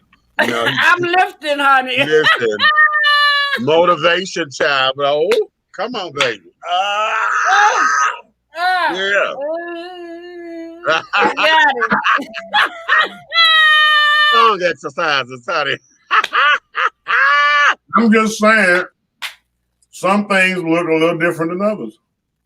But you know what? I'm gonna tell you a sexual erotic sport to me. Y'all know I'm a sports fanatic. Honey, water polo, men water polo. Sure, I mean, just to think of the strength that them men have to have in their legs to stay afloat that goddamn long. Bitch, I better sunk to the bottom. Water polo, child, is probably the male equivalent to synchronized swimming.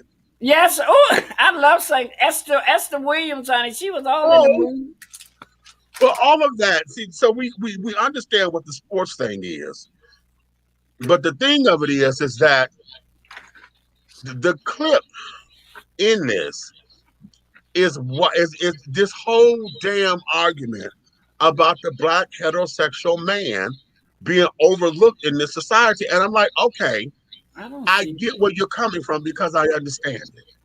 Right? But at the same time, that's a true statement, Meach. That's a true statement. It's true.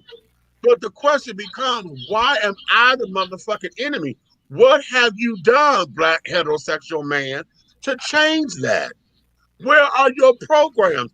Yes, we just said that this world ain't made for them. Where are your people who are the advocates of carrying on? Where are your nonprofit organizations? How come you don't have something that sits down there to speak to these issues?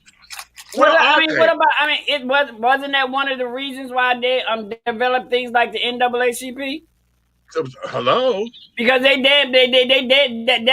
no shade, but under the radar, that damn show wasn't created for the black alphabet children, right? In any way, shape, or form.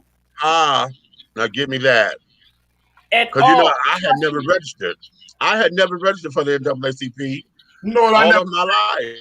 I have never. It almost made you believe that you had to be an extremely masculine, professional African American male to even consider being a part of that. That's true, but I just realized from your statement there. Have you ever seen a gay Muslim? Yeah. Where? Let me say it like this: I've seen one, but they were never a part of any mosque or anything like that. Right. Right. And have you seen a gay Muslim out there with his pink bow tie on, selling bean pies? Oh, no. You talking about like that? I have not. You have? Okay. But to be a gay Muslim is almost like hush hush hush. I mean, child, if they Right, shut up. right. Yeah, I mean, I know they're there, but I cannot say that I've ever seen or known an openly gay Muslim that's still a part. I mean, an openly gay Muslim that was still a part of a functioning mosque. But I'm gonna address something that you were saying, Meach. Society, corporate America, and all them, they choose if you're gonna mess with the Afro American man in the occupational community, we're gonna call it that, right? Okay. If you want to do that, the white corporate American leader feels safer and unthreatened by the gay man. Okay. Yeah. Okay, because he feel like he's getting what can I say? He's getting the elegance of a woman and the strength of a man. Therefore, he has no time for fear because he feel like he has a man that understand men things that he can hold the door for that won't bucket him because he's not that type of man. So it's like I got men working here, but I'm able to remove the masculinity and fill the space. So my numbers don't need to be. I have black men working here. Okay, but here's the thing. That there speaks to a lot of our ballsy girls, honey, the brazen, the butch queens, the femme queens. Okay. But okay, we got a bunch of masculine men, okay, who to the naked eye, no one will be able to clock it. Okay. But the point that I'm making here, those are the ones that I know we fight with all the time. We're like, listen, we need you. A lot of them are out. They're just private, get to know me on a neat basis, and I can't fuck with that. Then you got a lot of that's closeted or whatever. But the point is here, every time we have this conversation, or those who keep saying that the image of the heterosexual black man is being punished, always go to the effeminate black man. I'm like, well, what are you doing, straight black man, that's going to address your issues and stop making me the fucking enemy? Because I'm not your enemy. I can't get upset at the fact that they chose me over you because they felt that I was safer. Just like I said earlier, they chose the black woman over the black man because they got two minorities in one doing the whole affirmative action thing. So are you mad at your wife because she got a job that you was going out for? How can you be mad at her when we all in this damn struggle? So now I'm not your enemy. In fact, there's many of us who sit up there saying, okay, let's work this damn thing together. But you see me as the fucking enemy. And every time we turn it around, I got to deal with bullshit of you talking about how the system is this. Maybe it's not you being seen as the enemy. You may be being seen as the privileged one, as if in white privilege. Now that's good. Oh, wait. That's good. Oh, that's real good. So it may not be about you being the enemy. It may be about your privileged ways becoming enemy-like. Very good. Okay, so let's go there. Let's do that. So now, here's where it is. Because I got a sexy intellectual mind, ladies. Here's where it is. Because as I'm looking over my life, I've had folks sit up there and wanted to work me because I could get in. Okay. Yeah. Because I could get in. But then because I'm in, now you think I'm always supposed to give you the fucking hookup. And then at the detriment of me losing my shit. You ain't trying to compensate me in no kind of way. It ain't even down for the struggle no more. You sit up there pimping me. Pimping me so that you could get the come up. And I'm like, wait a minute, I can't do this for you. I could get you in. But now let's see how you work it. Then when I get you in, then you come up in here and let me preface this. Let me preface this by saying that yes, a lot of times it was the dude himself because he was the wrong dude trying to get a job and was just the wrong fit for the job. But at the same time, being the wrong fucking fit, you get up here and want to ray some shit, you know, because now you sit up there and want to be disrespect. What I said about that disrespect me shit, okay, and all that old fucking ass bullshit. See, now you done brought this motherfucking street shit up in here where you out of place. Now you finna get both our ass fired because you on my motherfucking recommendation.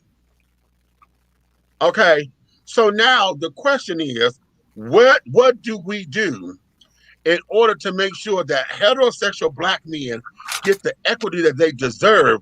Because I'm tired of sitting up there fighting with you because you sit up there telling me I'm wrong or man that got a chip on your shoulder because I'm accepted and you ain't. It's the same thing that we did with light skin and dark skin. Because this bitch can pass for white or whatever, or she high yellow, dark skin folks got male. You just think you better. No, I don't think I'm better, bitch. I don't think I'm better. I just took advantage of an opportunity. Now I'm trying to show you how to pull the stunt, but your ass looking at me. Meach and Derek, okay. In the Afro-American communities over the years, right, we have always had an unequal yoke when it comes to who gets the, I'm gonna say who gets the golden cup. Right. And when it be the girl gets the golden cup because she has the straight hair and the fair skin and the pretty eyes versus the dark skinned girl that they call the pickaninny. Okay? Right.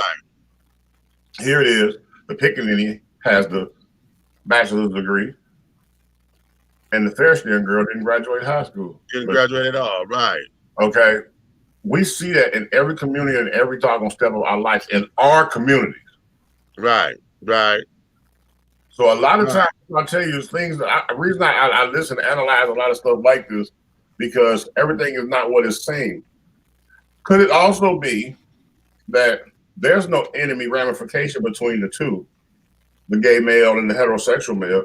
There may be that big word in our communities that we all share, and that word is ignorance.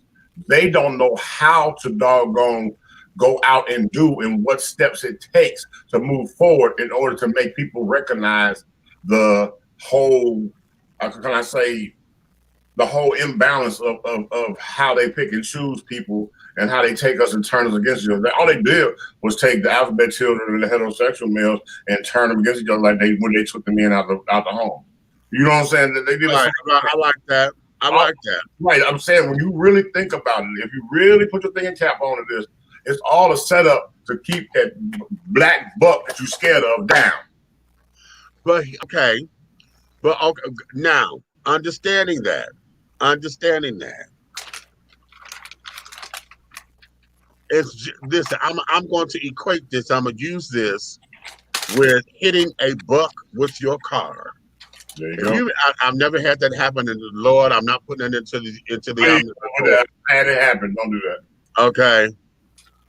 But my thing is this: whenever a deer has hit a car and towed that motherfucker up, okay, there's like 8 chances out of 10 that the deer got up and still walked away.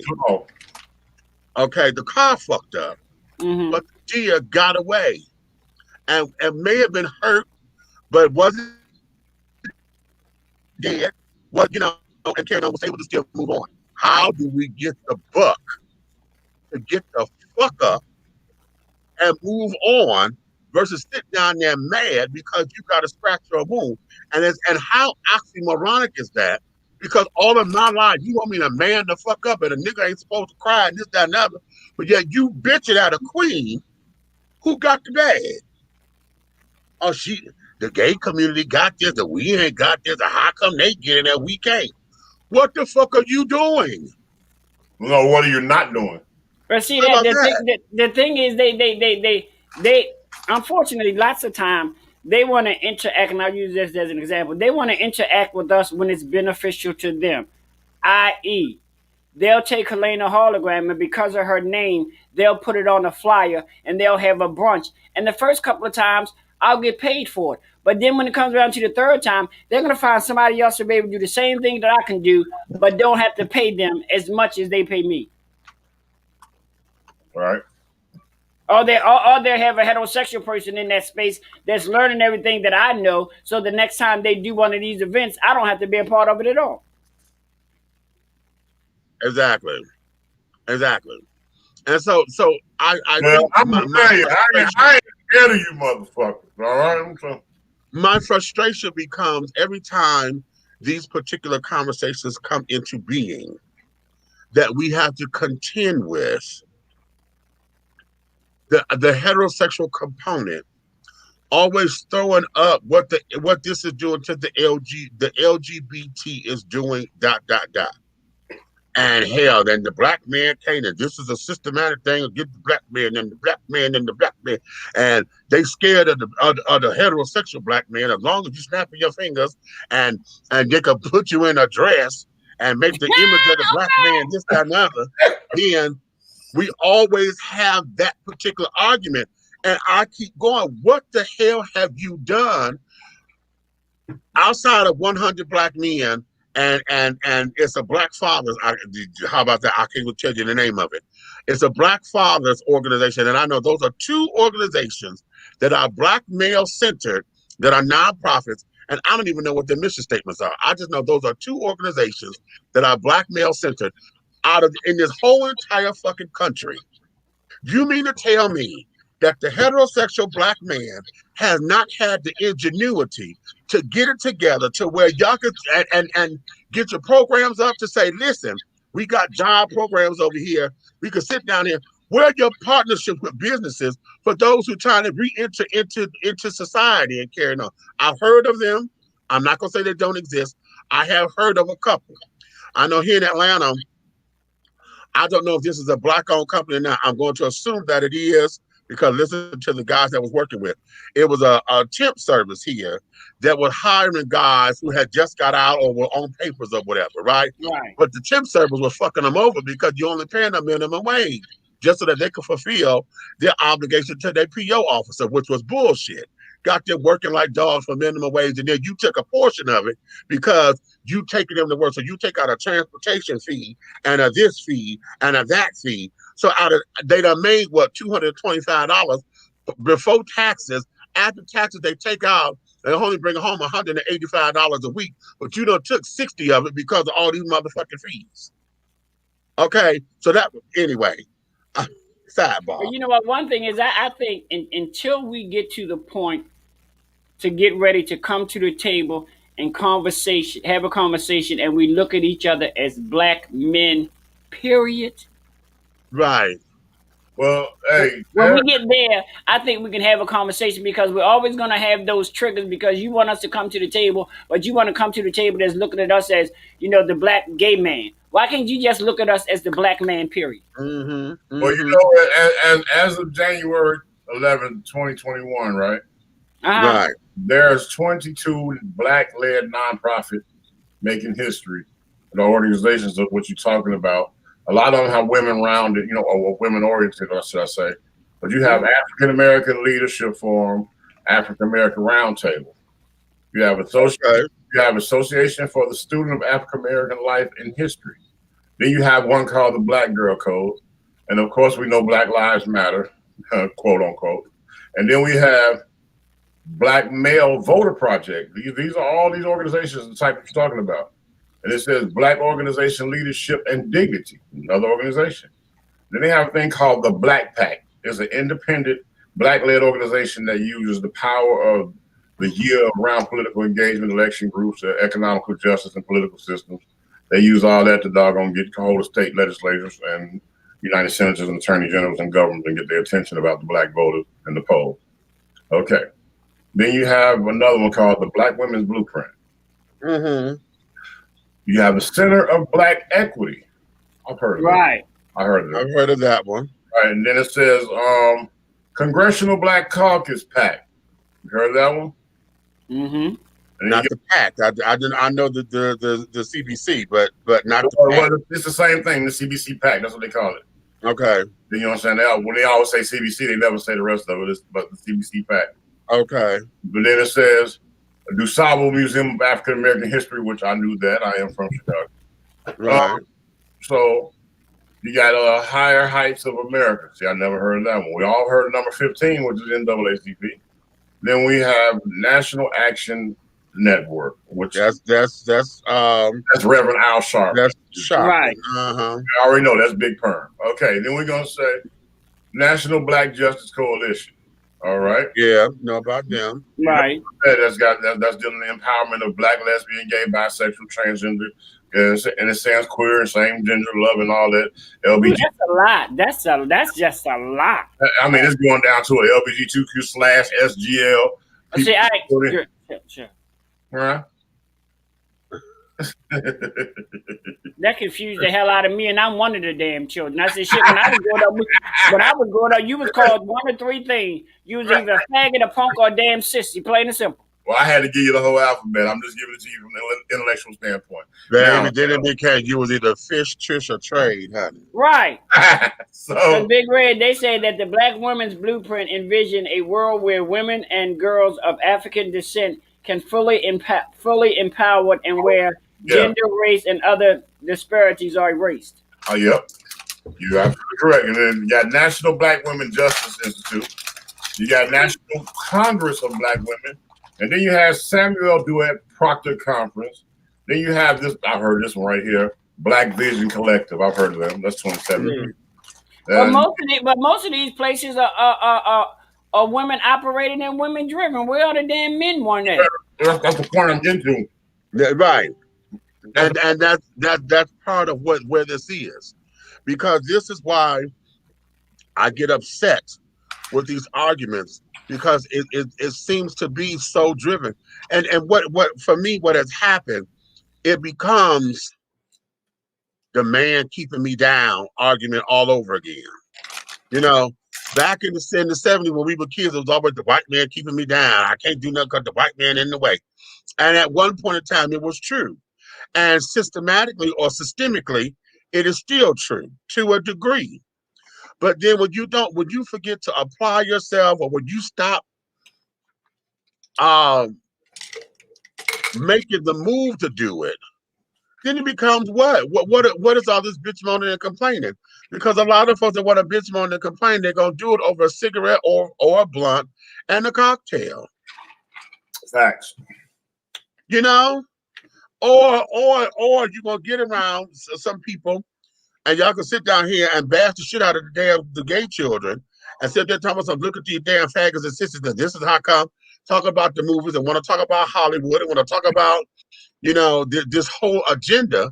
And it's like, but what are you doing? If this is where this is, where are your steps to change it? Or at least to have your shit at the table. If the black woman who's supposed to be your helpmeet, but you treat her like the enemy because she done sat down there and know how to make her hustle. Mm-hmm. If the black gay is you treat as an enemy, but you're mad because they don't know how to make their hustle, why haven't you sat down there and got your hustle together outside of the illegal hustle that keep you in the system? And you keep talking about the system not did me wrong. No, you did you wrong. Why don't we ever talk about that particular part of the argument? Like I was saying earlier today, there is no way that we should be celebrating negative behavior. Thank you. When we're sitting around the table, there is no way that we should be celebrating anybody in this day and age who got 32 motherfucking kids and 15 baby goddamn mamas. There should be no way that we're celebrating that. Where are you, black men? Sit down there. You want to talk about the image of the black man, the image of the heterosexual black man. You don't talk about this shit. This is the shit that we don't talk about, the way that y'all sit up there saying that I'm the enemy because I'm LGBT. Okay? Ain't no organizations out there to help this man with his damn child support or whatever. And what I'm referring to, if you don't believe me, go look it up. There was a dude in Tennessee, maybe about 6 years ago, longer than that. About 8 years ago now, maybe. A dude in Tennessee, He was 33 years old. 33 years old. He was in court. And what happened, he had to see the same judge as she saw his name on her docket 16 damn times. Talking about child support. He was there to have it lowered because he said he wasn't making a lot of money on the job, and what they were taking out, it was too much because he couldn't live. When he got through, they said he had 30 kids. No, he had 32 kids. It was a damn near one for each age. He had 32 kids. Hell no, I can't get no ass. He goddamn fucking everything. And when it was all broken down to when they said that what he was trying to pay, all the kids was getting was maybe like $2.50 a piece. Okay? But yet, we as black men want to sit down there and we want to poke our chest out and shit because your dick work. Yeah, that dick will make, you a slave for the rest of your life. Wait. First and foremost, I ain't never high-five no nigga that motherfucker making babies and ain't motherfucking take care of them. And y'all no. And I said earlier, we sit down and applaud old guys because you got a young bitch pregnant. And we sitting up there saying, man, you ain't shooting no blanks? What? Nigga, we sit down there, pat him on the back. You got it, what? That becomes, it's a man thing. It's a man thing. So then what's wrong with me? Because if you're too old to have a baby, I'm going to be like, you need to sit your old ass down. Okay? Hello. And if you got too many motherfucking babies, I'm going to ask you, goddammit, what the fuck can you name all of them? I'm going to start asking you questions to make you mad. What's all their names? When their birthdays? Right. What's their birthday? No, I'm gonna go in deep. I'm saying name all the baby mamas. Right, name all of them. Okay. When that episode came on the Iyanla Vanzant, when she had all those men up there, and all of them had more than 10 kids. Because the one episode with the guy who's here in Atlanta, that had 32 kids. Okay, 32 kids. Man, I watched the episode of Maury one time, and you know how he bring on the mamas for the DNA? Yeah. Okay. He brought a gentleman on there that I partied with, kicked it with all the time when I lived in Champaign, Illinois. I was looking at this nigga on TV. I was looking like, what the fuck? So I'm sitting there watching it, and you look up, and he had 4 chicks sitting across that goddamn stage. All 4 of them got him there for DNA tests, and this nigga is sitting there thinking it's cute because he got the nickname the baby daddy of Champaign County. Right. Hello. Yeah, that's the shit that I'm talking about. Nigga, that is not cute. And that ain't nowhere near cute. Motherfucking TV. In the summertime, no doubt. That means somebody's young son saw this shit and he giggling and laughing with you. Now you done fucked him up. Because unfortunately, heterosexual society will glorify that instead of glorifying a black man who has his PhD in this, that, or whatever. Right. They'll glorify the black man who has 32 children and has 31 baby mamas. But they won't give no glory to the man who got a career, you know, who works every day and take care of his.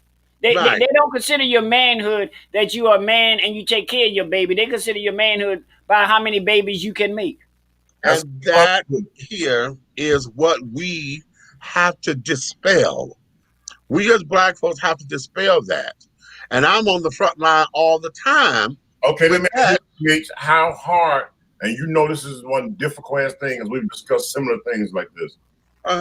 In this type of situation, in these subject matters that we're talking about right now at this moment. Right. In a perfect world, you would have a room with a round table of half gay men, professionals, and half heterosexual men. And guess what? If they counseled each other and actually opened up and told the truth to each other, it would be immense of help. It would exactly. So much. Exactly. It would heal so much, and the things that you learn from each other will help the motherfuckers that you are harming with your behavior in the community. Exactly. I Because totally my thing agree. is, I mean, just like this. Look at the harm that comes to me. First of all, I'm a black male. Second of all, I'm a black gay male. And third of all, I'm a black gay male that have children. Now look at what they take away from me. They take away my blackness because I'm gay. They Right. take away my man status because I'm gay. Because So I'm like, at the end of the day, I'm still a black man. Period. right. I'm gay and I have children, and I'm still a damn man. Why are you taking that away from me? A Right. gay man and a heterosexual man in the United States is the same nigga to a redneck. How about that? Hello, gay or straight?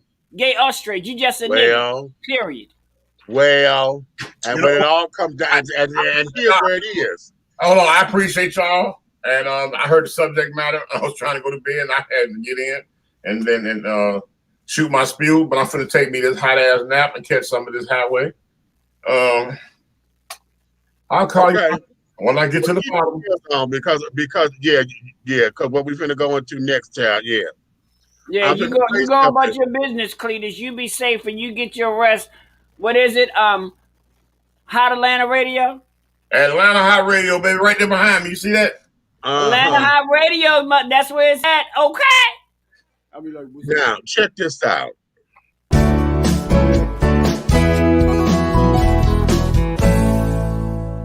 Hello, and welcome to another episode of Smart Sex, Smart Love. I'm Dr. Joe Court, and today we're going to be talking about why straight men have sex with men. These men are not gay, these men are not bi, these men are straight.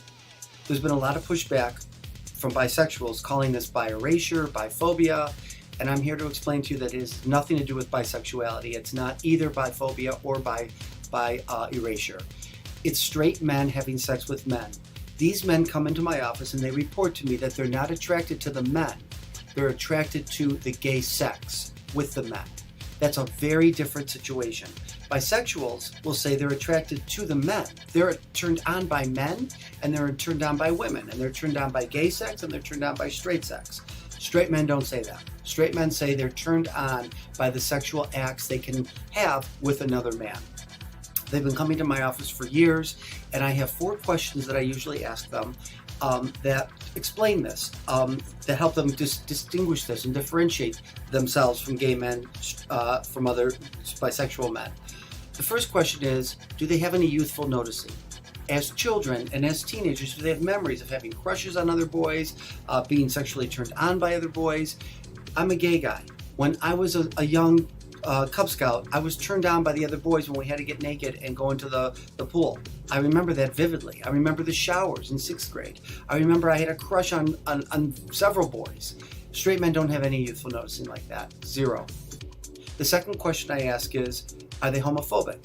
Most gay men who are closeted and think they're straight won't even make it to my office. They're too homophobic. They have too much internalized homophobia. The straight men have no homophobia. They come to me and they'll even say, Dr. Court, make me gay if I'm gay. I don't think I am, but if that's what's happening here, help me come out. And there is no coming out for them. A lot of gay men push back on that because they say they thought they were straight too, and if they had come into my office, they would say, yep, I'm straight, and they would try to convince me of that. But I can tell the difference by talking with them and leading them with these questions, because there's a trajectory of coming out that gay men have that these straight men who have sex with men do not.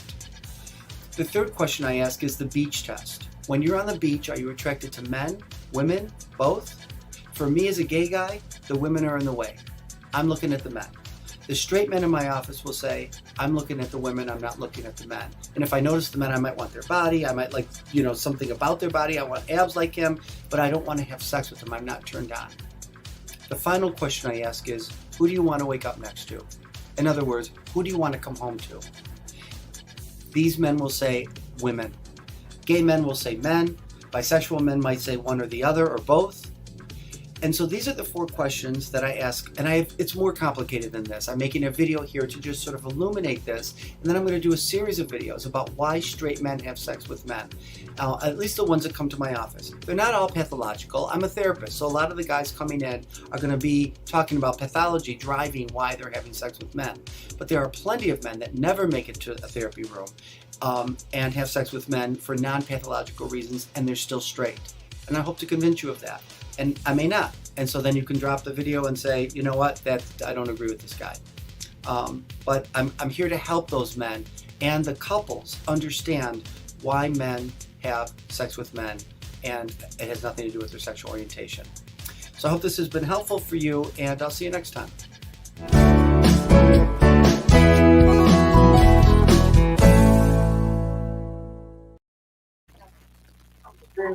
Hold on. I thought you was gone, Reg. I ain't want you to hear that water. Okay. Meach, Yeah. am I straight?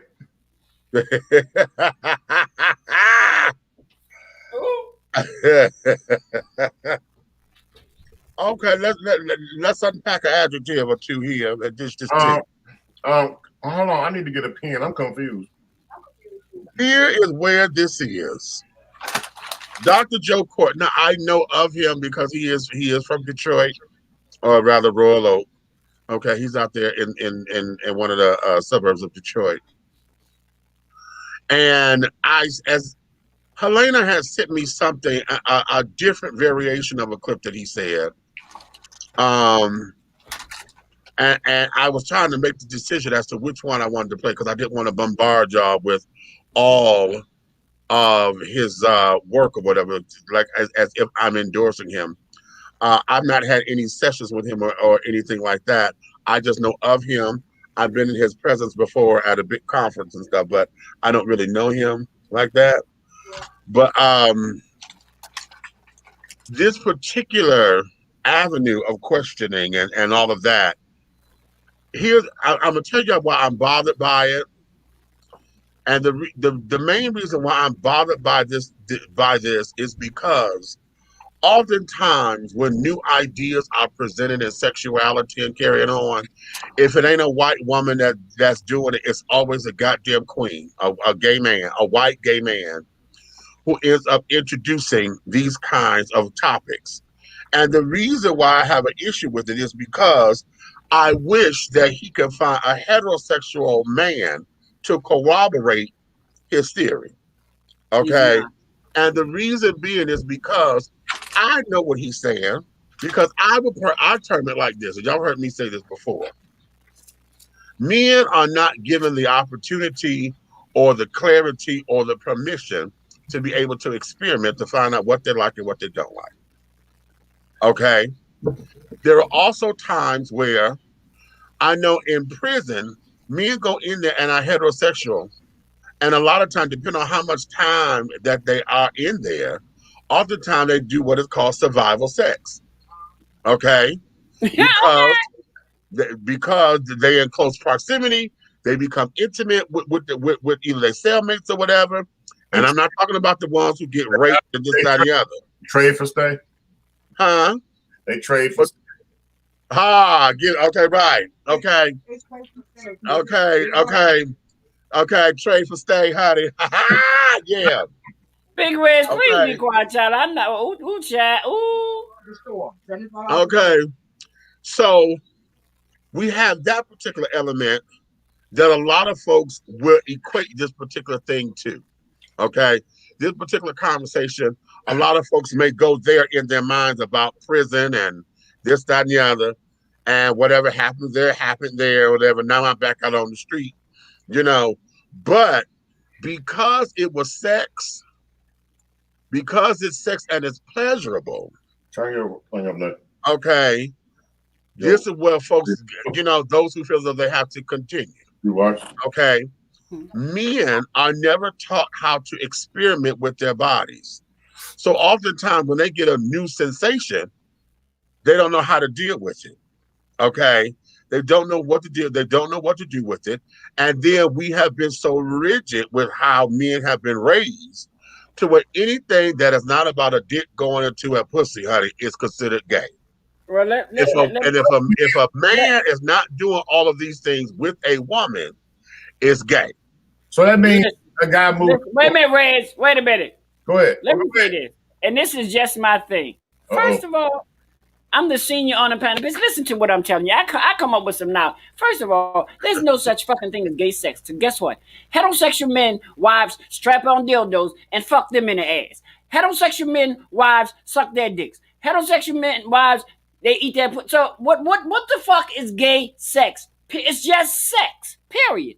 There's nothing that two gay men do together that a heterosexual couple wouldn't do together. Outside of having babies. Outside of having babies. Gay sex is happy sex. But I have that a lot, honey. Okay, baby wipe, plastic bag, there go the door. Oh,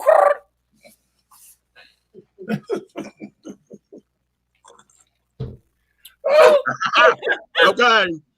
Wait a minute. Let me do this. Let me make this cute.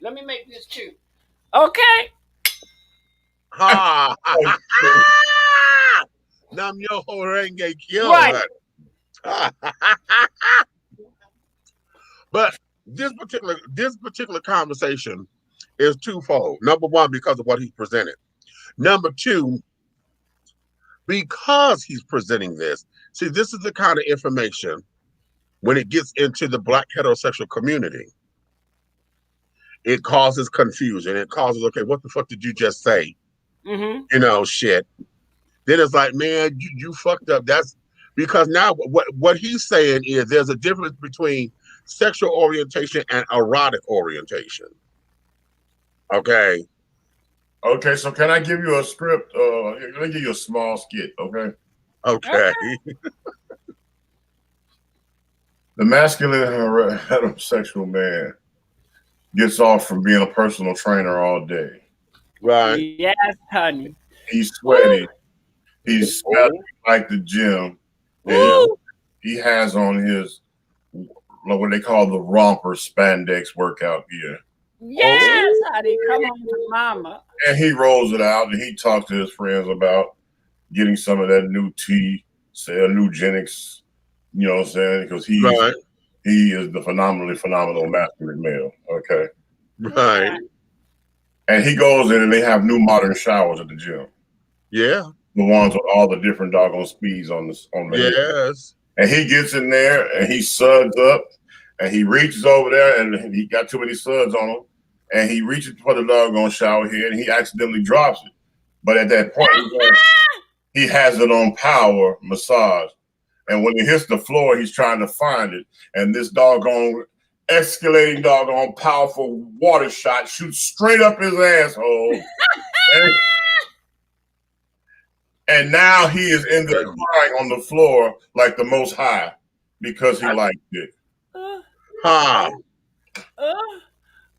Well. Well. I can. Well.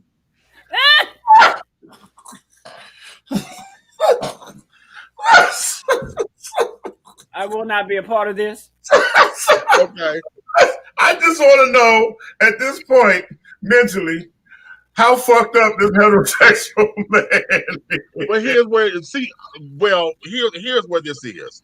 And again, you hear me say this often. Men are not taught how to find all of their erogenous zones. Right. You know, men are not taught that. Okay. A lot of times shit happens accidentally. Like the shower. Okay. Like the shower. Okay. Because actually I'm gonna tell you something. That what you just gave is very true. Okay. Because if you've ever shit. Okay, never mind. We're gonna go there. Okay. But was it an accident? Well, you know what? For me, what it was, I had read about it. I was reading one of the romance novels. And the girl in the romance novel said that she had done that, you know, but she had a puss. So she did it there. And because she was in a whirlpool or something, and the jets from the whirlpool, she would always sit on it and blast it on high, right? Okay, So I've seen a girl do that. I All was right, like, now, oh, pussy well, wait call a lady. minute. So I had the notion, I was somewhere where I had one of the detachable shower heads. And I said, well, let me see if this works. I You bet know, you did. and I found out how the power of water, honey, is delicious. And you ain't always had to use your hand, honey. Okay, okay. Baby, and then I did get into a jacuzzi, and I tried it in the jacuzzi because I wanted to get right on top of the jet just to see what it was. And yes, child, the ripples effect from that is absolutely, oh my God, it's sensational. Yeah, But that couldn't be there because that thing, as powerful as that thing is, if I sat on that thing would shoot me right the fuck out the hot tub, bitch. They're like, where'd Derek go? That bitch is gone. so, Hey, the point, I gotta go.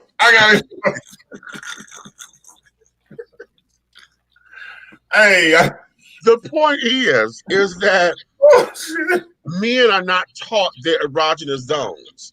Okay, they're not taught that, and because they're not taught that, oftentimes, they'll come up, they'll find out accidentally, or they end up being involved with someone who's more sexually active and experimental, and they end up trying some shit and be like, oh my God, what was that? Right. And so when we get down to that, and when it comes down to those who are heterosexual, which is why the CDC do not like to use the word gay or straight or whatever. When they're talking about HIV and this, that, and other, it's always men who have sex with MSMs. Right. Okay? Right. Because most times sexual orientation is innate. Sexual orientation is innate. I know what I'm attracted to.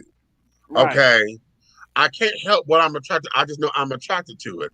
But what happens oftentimes, folks get into that what he's calling erotic orientation because they had something happen.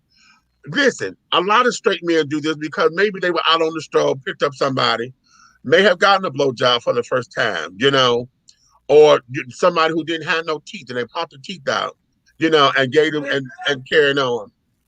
Okay. Or, learn how to use toy or did a special move or whatever, and carried on. I remember on what was it, LA Law, when the husband and wife and he introduced the Venus butterfly, and she said, "Have you been cheating on me?" He said, "No, why?" She said, "What the fuck is that you just did? Because you ain't never done that before." But shit, that was lovely. But hell, you learned that from somewhere. You cheating.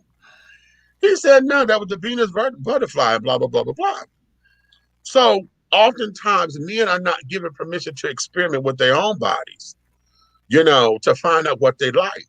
Because I guarantee that if a man was comfortable enough to express to his woman what he likes sexually without any ridicule or scorn or whatever, and she was willing to do it without any pushback or trying to humiliate him because that's something that he liked, then we would have a lot more sexually advantageous and sexually free men. Okay. We wouldn't have a lot of these taboos and stuff because a lot of what has become taboo is men ducking in the dark and going to the damn bookstores and all these other different places because it becomes illicit. And it's the boogeyman syndrome. Ooh, I'm doing something dirty and And nasty, then going home to their wives and and girlfriends then as taking it back if home. nothing ever happened. Right. And most of the time, it's not being bisexual because I just think we call it all the time. I just, I fuck around. Remember when you say, oh, no, I ain't gay, I just fuck around, Yeah. And oftentimes we sing at swingers parties. A lot of swingers would do that, but the heterosexual swingers, the women can be bisexual, but the men don't touch each other. Right. Thing, And it's acceptable. Until you got the Thursday night when it's anything goes. And those are usually, I know here, one of the little play spots here Thursday nights on Anything Goes night. That's why all the T girls come in, because there's a lot of men who want to be with T girls and this, that, and the other. Right. Okay. So oftentimes these particular conversations, you know, he's introducing something, but my disdain with this is that anytime stuff like this is introduced, it's always a white gay person or a white female trying to get the masses to understand a new concept, and they don't have, you know, corroborating Right. Data. people there with them to say, okay, you know what, the studies have shown that this, that, and the other. Because the more he keeps saying, I'm gay, you know, and I'm attracted to men, the more that negates what he's trying to serve the Right. people. Right. Now, You know what I'm saying? I think people would have looked at this entirely different if this same claim to fame was brought forth by a heterosexual African American Man, man. a heterosexual man, not a woman. It had to come from a heterosexual man. And then it has to be somebody, not somebody old. Right, right. You know what I'm saying? It has to be someone who is virile and have the look of somebody that the average person is going to say, let me see what this is going on. You know, there may be something to this. You know what I'm saying? But if it's coming from him as a gay man, then we already got the narrative of the LGBTQ community trying to make everybody gay. Right. You know what I'm saying? And so now you're trying to introduce this idea of sexual orientation versus erotic orientation. Okay, now that's a whole new concept. Mm-hmm. Okay, Mm-hmm. we done gave a name to I fuck around. Okay, now you done gave it a name, and But now this name came from the alphabet white child. right, exactly. And then you want to sell this or push this onto heterosexual black men, okay, who already think that the man got me down. Right. Okay. Now, in order for me to be accepted, you telling me, oh, it's okay if I go get this nigga to suck my dick or whatever. Oh, you know, I'm still straight. I'm still straight. When all we know is, and again, our wiring as males, okay, as males from the dawning of time, and we started to exercise what sex is. Our wiring is, if it is not a dick going into a woman's vagina or a woman's ass or a woman's mouth, then it's gay. Yeah, yeah. Okay? Yeah. That's our wiring. It ain't, you know, all these other fancy terms and emotional breakdowns of what this is, that there does not come into account because nobody wants to sit down there and get that technical. No. Okay, it's fucking. If we kept it simple as that it's fucking, we'd be all right. But the thing of it is that we're trying to analyze behavior. See, this is where psychology comes in, because now we want to break down, why do you do this? Okay. And then we break it down as to why do they do it, but then your breakdown becomes either considered to be too technical or it becomes admonishment. Okay. Because y'all would sit down here and go through all of this, and then the church will sit down there and say, see what I'm trying to tell you? Okay. They just sit down there and told you it's a mental illness. See, that's a mental thing. You said, y'all, you got to do is be born again and get that old demon about you. Because, see, all you got to do is change your thinking. Change your thinking. That's it. Okay. So it becomes all of that. You know what I'm saying? Versus being, oh, okay, I can understand me better because I'm dealing with something. I don't know why this is. Why am I wired this way? You know, because just like you said, attraction is innate. Most straight men, hetero attractional men are not attracted to another man. Right. Okay, but I tell this to folks all the time. If I blindfolded you and tied your hands up, okay, and the last image you saw was this girl sitting up there giving you this lap dance, okay, and somebody sat up there and wanted to give you a blowjob, you wouldn't know the difference if this was a man or a woman. All you know is it felt good because you can't touch, you can't hold, you only base going on fantasy, okay, and your own imagery. It Mm-hmm. only becomes offensive when you get to see exactly what was going on. Right. This is why men who end up experimenting, this is why they end up going out of their head. Because it's not supposed to feel like this because I'm not supposed to be attracted to another man. And most of the time you wasn't attracted to him, you just like what was being done. Right. Okay. The body is designed to respond to stimulus. The body is. Okay. If a woman touched me right, yes, I'm going to respond, but I don't want that touch coming from you. Right. Because, girl, well, okay, you done got me on hot nut and bottom, but bitch, what we gonna do? Okay? I'm wondering why I'm in the shower and I see this man's body. I'm not in love with the man. I just get aroused from seeing his damn From his body. body. Exactly. Don't know nothing about him. All you know is, oh my God, he is, okay, that ass is, Right. oh. Men do that all the time when they say, well, they don't know shit about it. All they know is, damn, them titties on that bitch is banging. So they know what they're attracted to or what causes them to have an erotic response. Now, when you get into attraction, and I'm only bootlegging it, that this is only from what I just saw off of his clip. This is my breakdown of just watching his clip. When you're talking about being attracted to somebody, that there is when you're making the investment to go further. Somebody I want to be in a relationship with or date on some kind of level, be seen in public with. I wouldn't mind buying a couple of trinkets and carrying on. You know what I'm saying? Is that because I want to invest my time here?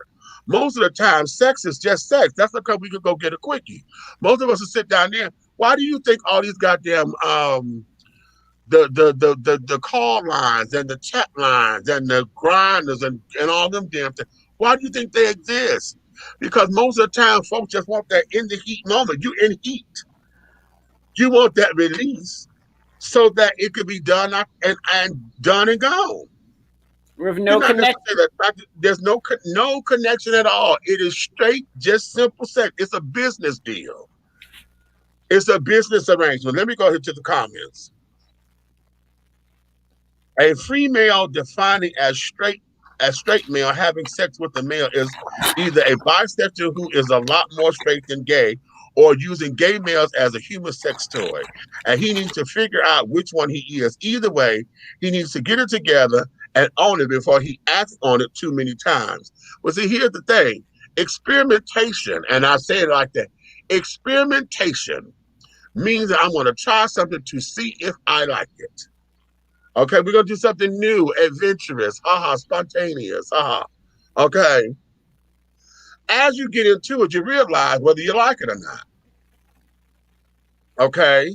When 50 Shades of Grey came out, everybody thought that they wanted to get into S&M and little bondage, but somebody cracked that damn cat of nine tails a little too hard. And like, bitch, we ain't doing this. Okay, you ain't gonna keep calling me no bitch like that and grabbing me and choking the fuck out of me. No, I ain't into that. Okay. So experimentation is just that, to find out what it is that you like and you don't like. Okay. Men are not given that permission to do that with their own bodies. Okay. So here, and then understanding there are some men who are closet bisexuals because they, you know what you're attracted to because you know how your body responds.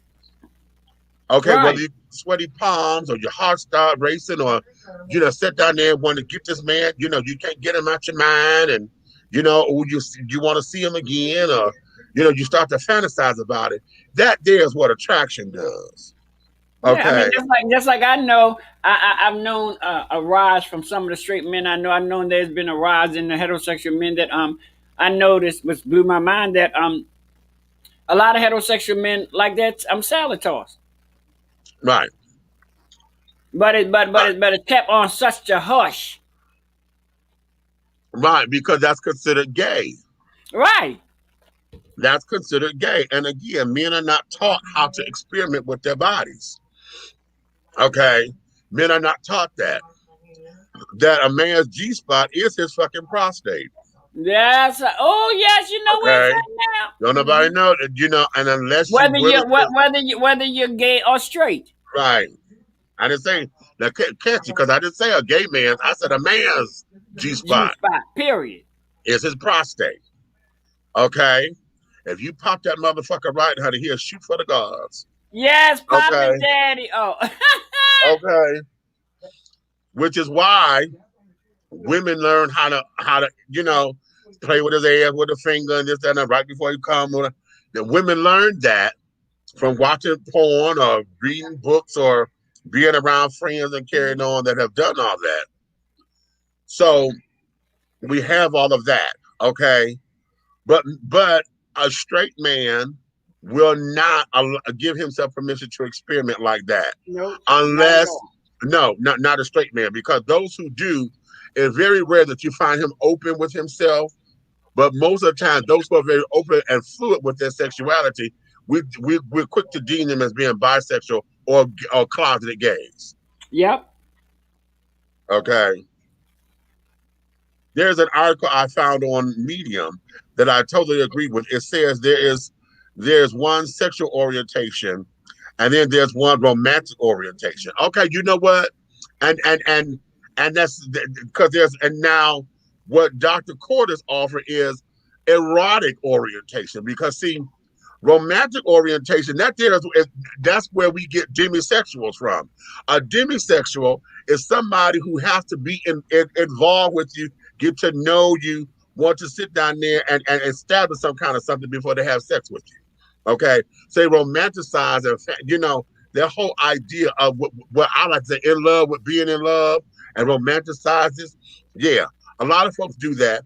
A lot of folks do it. Hell, how many of y'all have ran into somebody and you end up finding out that you claim that you like him or him or her or whatever, and then the first thing you done did was took yourself to the wedding. You done picked out the dress and the tux and your colors, and you sit up there painting the house, and you're trying to match the carpets and the drapes. You done did all that and don't even know this motherfucker. But because y'all had a conversation, or y'all that went out to dinner, now you think that you in love, or you sit up there hoping that you could have the fairy tale. So yeah, all of that is very that way, and a lot of folks don't want to accept that because we want to be so basic. We want to be basic, black and white, and it's either this or that, and ain't no in between. Nobody wants to deal with that gray area, and they definitely don't want to deal with the color. They only want black and white. Okay, so that there is of that. Because as a heterosexual man, you can only practice certain sexual positions to become. You can only do missionary. You can only do this. You can't get into the avant-garde sexual positions, because then they're going to begin to question your masculinity. Either that and your Christianity, because that missionary style sex is what's considered to be holy. That's supposed to be the only kind of sex that is allowed, biblically speaking. Whether man, honey, I've been non-biblically sexual for a lot of years. Sorry, Jesus, but anyway. So that there is what we have, darling. But I wanted to share that with you guys. Y'all sit down there and put in the comments what you're feeling and how y'all think. Share this with other people and carry it on, because, honey, this here could go on, but I'm telling you, I'm so sick and tired. I'm so sick and tired of us black men, honey. I'm tired of y'all want to throw these motherfucking darts and daggers and throwing damn rubber bullets at us, okay? And talking about it's us as the alphabet children, and why the reason why y'all can't get. God damn it, what the fuck are you doing? What are you doing to get it for your motherfucking self? If you see that this is your stumbling block or whatever, what have you done to either use the stumbling block as a stepping stone, or either change things to go around this bitch to make some shit happen as a collective, not as individuals? Because If you're sitting up there individually speaking, then that means you already do what you need to do to care for you and your family. But y'all attacking this thing and saying black men and the heterosexual black man and the image of the black man, oh, and y'all butt breaking us. And the LGBTQ community, they getting. Fuck that.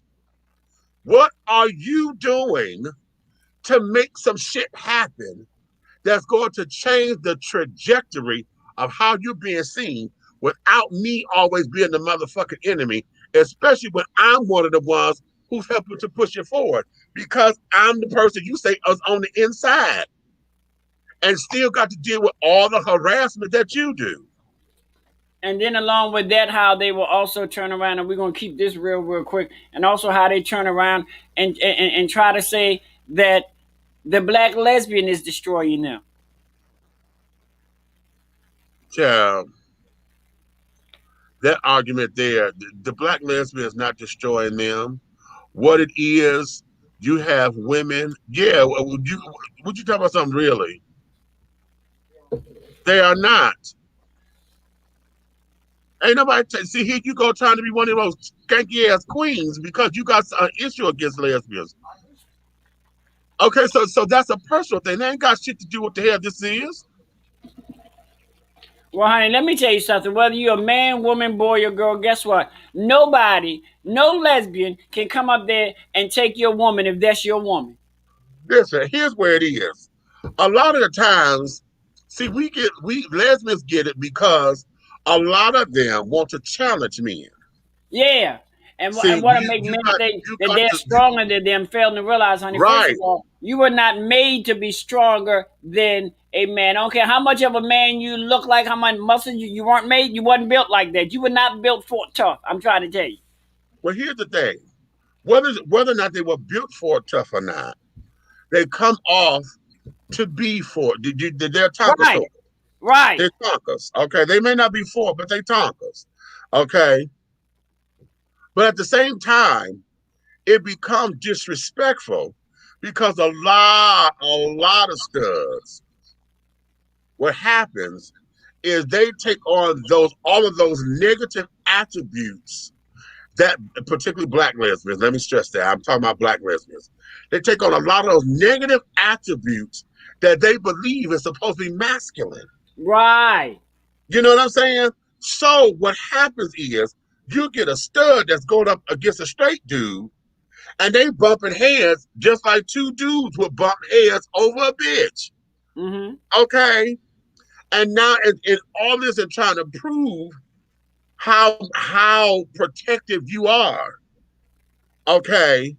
And then him trying to prove that he's still a real man. Okay? It becomes this whole big old shit. But here's the thing. Most of that particular argument, though, when they talk about the image of the black man, it's never towards the lesbian community. They don't talk about the studs or the AGs. They don't talk about them. They always talk about us at the Femme Queens. Yeah. They don't talk about that. Yeah. Okay. Or give that any kind of consideration. Okay. What you say? Not for a truck, but a Tonka truck. Yeah. That's what they are, honey. They them Tonka trucks, honey. I remember them things, honey. Them things back in the day. Them things back in the day were a part of a lot of goddamn fights, honey. But you got hit with one of them bitches, honey. Whoo. Okay. So we don't never have that particular discussion, you know, when it comes down to this, and they keep talking about the image of the black man, the straight black man. Okay. And how it's being destroyed. It's always about the butch queens, the femme queens, and those who want to get up in the drag side, the drag queens or whatever. It's always that. Okay. And then we become the embarrassing. We become this, and I'm saying taboo in the face. What the fuck are you doing, old black straight man, that's going to change the narrative of this bullshit outside of making me the enemy? They're not. What I mean, look at your boy. What was his name? What was the name? Judge Joe Brown. Look at the shit he was spewing out of his mouth. Honey, that's one of the ones I'm gonna go after. You know, y'all heard my interview with him. Okay, and that was on his show. Him, all of the so-called power to the people, black woke motherfuckers, okay, that keep wanting to talk about this. And again, I'm stressing this because wait a minute, I was supposed to play on this. Let me see if I can pull this up. Um, he is all these people, they're going through, and because this butt breaking movie is about to come, TARIQ NASHEED's butt breaking um movie, because this is about to air or be released. Now we got all these folks want to sit down here and go into this whole thing. You know, they want to go into this, and I've seen the trailer before, and I'm telling y'all, child, this motherfucker here is just. I know it's gonna piss me off because of where it's going. Meach, Because of where it's going. where can I get your interview with Joe Brown at? Where can I find it? It's up on YouTube. I'll send you the link. Please do, because I need to see. I need to see your facial expressions. I need to see how many But you times know you. what? It's all audio. It's Oh, all that's fine. audio. I know you, boo. I can Yeah. tell you what times that you clutched your pearls and all that, honey. Oh, I know you. Hold on, because I'm finna go ahead and share this screen because I want y'all to see this. Okay. Because I want y'all to see this, honey. Okay.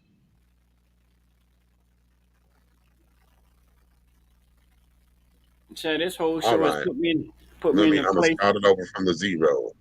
Oh, look at. Our buck breaking. We have to understand Can y'all hear that? buck breaking is Yeah. a show of power. It's a show of dominance. So we can't talk about buck breaking without talking about power.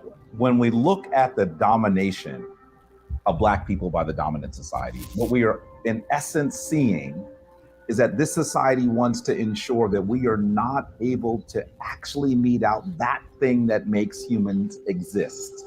And that is creating families and procreating. See, psychologically, when we're talking about the sexualizing of our people, primarily from the dominant society for the system of white supremacy, it had to be established in a very impinging way from the mental state. This whole notion that masculinity is somehow toxic and detrimental to society is nothing but an attempt to emasculate Black malehood. It's clearly an agenda. If you have two eyes in your head and you're able to see, you can see that it's an agenda, and it's an agenda to decrease our population. It's always been about destroying the Black family. The family is the foundation of the people. The heterosexual Black male is last on the pecking order here in America. If you're just a heterosexual Black man, how are you gonna beat the case? Because when you show up to court, when you show up to the job interview, when you show up to wherever, you coming in here as a heterosexual Black man, you have no power. When Mark Twain confessed that we white people ground the manhood out of the Negro. Why ground the manhood out of the Negro? Because it's Black masculinity that most exposes the fraud of white masculinity.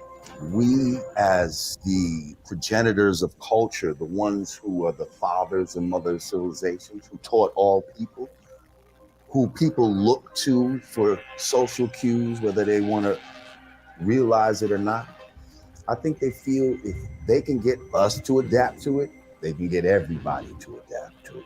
If anybody should have a problem with European males, it should be the European female. Because everything the European male has ever learned to do to us, he first practiced on his own woman. We need resources in education. We need resources in labor. We need resources in politics. We need resources in medical. We need resources in so many things, but they ignore that and they put millions and even billions of dollars to tell us that you need to really embrace your LBGT side. So these people have an agenda, and it's up to us to understand what the agenda is.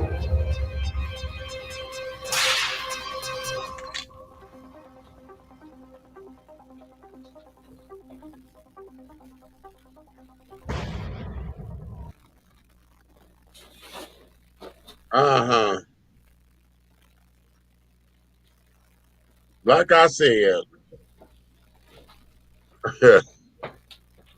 Like I said, it's gonna piss me off. It's going to piss me off, but you have to. I'm going to get into it so that I can, have strong talking points or whatever. Because this is where it is, and again, you talking about procreating. This is all about not having family. Where there's a lot of our black alphabet children who got families. Yes, we do. Okay, who have families. So what the fuck are you talking about? Grandchildren. Why is it that is not seen as part of this, and why am I still seen as the enemy? And then here's the thing. This is what I'm trying to understand as well. Okay, because we made this seem as though black masculinity is something different. Because you heard the brother, black masculinity is so much different than white masculinity. Why is it? Hell, white men been beating and burning and carrying on. Didn't the dude just say, if anybody who needs to be upset with the European man needs to be the European woman, because all he learned what he did to us, he took it out on her first.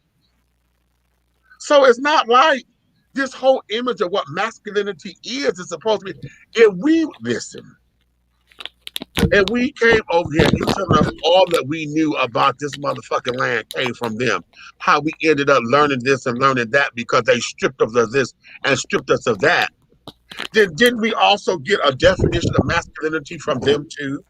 So what the fuck is black masculinity then? Okay, because if they stripped us of our culture, stripped us of our name and this, that, and the other, then what we know to be manly comes from them in their religious aspects of telling us who Jesus is and telling us what this is supposed to be. So that means that we have embedded in us a fictitious idea of what masculinity is supposed to be, and then we're the ones that want to make sure that it's up under exact fucking interpretation.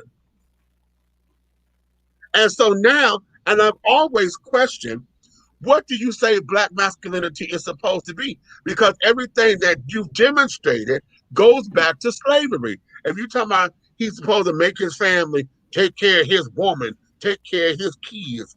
Okay, well, you still ain't told me how come we have not put in check all these motherfuckers get with 16 babies and 12 baby mamas. If we talk about the image of the black masculine man, this is a disconnect here. And yet I get tired of having to say that I am not your motherfucking enemy. And then the counter argument they will say is, well, it's systematic, it's systemic. It's all about how this is inbred. What the fuck are you doing to make sure that your voices are being heard and not just on the motherfucking street corner?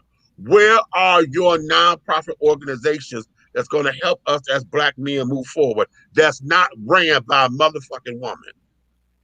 And like you said, and a lot of it goes back to slavery, my black brothers. Let's think about it. Back in the day, you was defined as a buck because you were well built and you was used basically to pre-croy, have children. Procreate, Just like now, the black men think that the more children they have, which makes them a man or a buck, is by how many children they have. All that came from slavery. Right. And so now, so I know when this damn thing is released, it's gonna piss me off to the fullest. Well, I'm gonna have to wait for your review because I know I'm not gonna be able to watch it. I ain't even gonna set myself up for that. I know. Well, here's the thing. I don't even know if it's going to see. Here's the thing. You're gonna have to buy it, because it's coming out on DVD or whatever. I don't think he's going to be streaming that. See, again, I ain't mad at his hustle, but motherfucker, don't sit down here and tell me if this, that, and other is for my people. But yet I got to give you $29.99 on something that you should have got a streaming thing for. See, if you had to put that on BET Plus, if you're trying to, okay, let me get out your business. Let me get out your business, honey. But yeah, you know the sad part about it is I can guarantee you more of the alphabet children are going to buy it than heterosexual men. More than probably, you're probably right, because we got to have something to talk about. See, the kids gonna sit down there and get to it so they can read it for filth. I don't want to read it for filth. What I want to do, I want to understand what this is. I don't know if this is wait a minute. No, this is supposed to be a brand new one. I know back in 2011 he was talking about it. This is not the Hidden Colors. This here is Buck Breaking, and it's supposed to be released on the 30th. I think this is brand new. Okay, April 30th, that is. So I'm sitting up here and kid, just like the other one. I told you the one Uncle Tom, Mm-hmm. the documentary Uncle Tom about Black Republicans and thing. I bought that because I you can't know your enemy unless you study them. Okay, you can't find them if you don't know them. But a lot of what they said up in there, I agree with what they were saying, as far as coming out of victimization and carrying on. But then this became a party talk. This is Republican versus Democrat. This ain't got shit to do with black power, black beliefs, and carrying on. Y'all sit there talking about what it is to be Republican. So now you defeated the purpose because see now everything that you just said ain't got shit to do with you know this, that, and the other, at least for me. So again, these particular kind of documentaries, I want us to have a watch party with it and carry it on so that I can get so we can all watch it at the same time. They sent me something to where they're offering to do, we could under 50 people, you could do a watch party for free, to talk about this and that. That's all the marketing ploy to get folks into the damn thing. My whole thing is I don't mind it because I think that for those of us who are on the political scale and looking to become entrepreneurs and carrying on, I think this is something that we can use as a tool to understand where the Candace Owens and what's the Hodge twins and those fuckers, all of those who in that mindset of claiming that they're conservative when I don't think that they are. I think you just being a black Republican. I don't think you ain't got nothing to do with conservatism. I think this is you trying to sit down there and be isolated to a goddamn party that has nothing to do with you. And then you want to sit there and tell me that you done bought into the America for everybody. You bought into it, but you're not gonna sit down here and tell me that the struggle that everybody is claiming is real. You're not going to dispel that by saying, "Oh, you playing the victim card." Right. You know what I'm saying? And in this particular case, now what if we as gay folks said that to black heterosexual men? Y'all playing the victim card. You've been doing that since slavery. What if we said that? Wouldn't that would deserve an ass whooping, wouldn't it? Hmm. That would deserve an ass whooping, especially as we as black alphabet men, okay, who understand the struggle. That would be a slap in the face. That would deserve an ass whooping. So I say the same thing there to this bullshit. Understand you're a conservative, but goddamn it, don't sit up there and try to tell me about Republican or Democrat or whatever. I don't need to know that. Because that's not what the fuck this fight is. You say you're a conservative because I believe these particular values. Okay, I live my life to where we're not going to, I refuse to allow the system to make me someone who is dependent upon the system or having to reach for excuses all the time. I got that. Okay. But I can't. But I can't be conservative because I'm gay. Right. Or whatever it is, because right. Candace Owens and her ass, she don't believe in the transgender thing, and she says that the LGBT thing. She's one of those children who says that the LGBT has an agenda and blah blah blah blah blah. The trans inclusion is one of them. Yeah, it's all of that.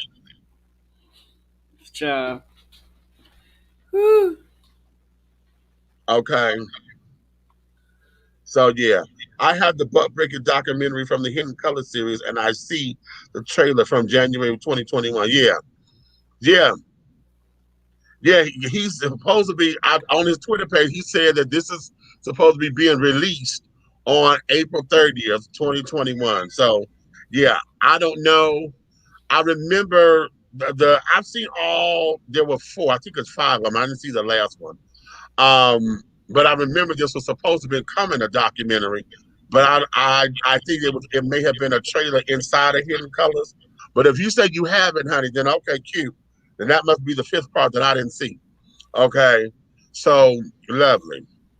But in any event, that there is that. This is a wonderful discussion, and this is one Yes. that we have to continue to have and to move forward. Now, listen, we will not be doing, I said what I said Sundays tomorrow because the donut factory done snatched me.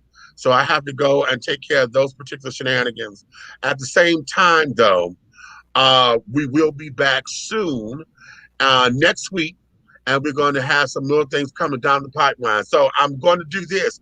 If any of you have any show ideas or topics that you would like for us to cover, please feel free to DM me here on Facebook or on YouTube, or wait a minute, you can email me. Let me put my email up here so that you guys can understand how to get a hold of me, because sometimes, you know, that's my email, bigmeach@dishingtea.com. Okay, email me there, and let's get it on and popping and carrying on. Even if you want to be a guest. Now, you know, usually I have y'all come on. I said what I said Sundays, but sometimes I'm always looking for those who are professionals, you know, doctors, therapists. If you got credentials behind your name or whatever, and have a point that you need to expand on, expand on, or whatever, always feel free to hit me up, and let's chat it up. And between myself and my co-host, we'll have a discussion to see how we can bring you on. Okay. So let me do this, honey. I'm gonna let you guys go back to your day, because, honey, you may finish all of your crumpets, my darling, because the tea has been dished, and you've been dishing tea, darling. So, with Big Meach and the big guy ally, Big Red, honey, and in her absence, Aunt Nikki, honey. But we had over here your boy Derek with the Helena twist. Yes, that's okay. true. Over here doing our thing, honey. So if you love us, tell all of your friends. If you hate us, tell all of your motherfucking enemies. But do know this: one way, shape, style, form, or fashion, honey, everything that we're doing over here will move forward. Until the next time, my darlings. Until the next time, honey, you make sure you take care of yourself. Listen, wear your goddamn masks. Yes, honey. I don't care what they said. I don't care about this damn vaccine or whatever. If you taking the vaccine, that's part of it. In order to get this over, you still got to wear your mask. You still got to sanitize your hands and all those other universal, omniversal precautions. You still have to do it. So please do it, children. Please do it. I'm at Yes, the donut God. factory, child, and we had somebody sit up there at the donut factory. Somebody came in and told me something. Well, I thought y'all governor opened up everything. I said he may have opened up, but it ain't got shit to do with us.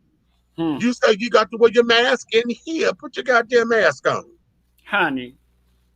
Anyway, my people, honey. Sometimes we perish for the lack of knowledge. Y'all just don't want to get it, do you? You just want to do your own goddamn thing.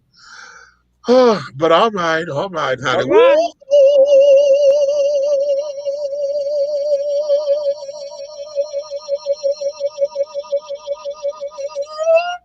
right. And whoo, scene.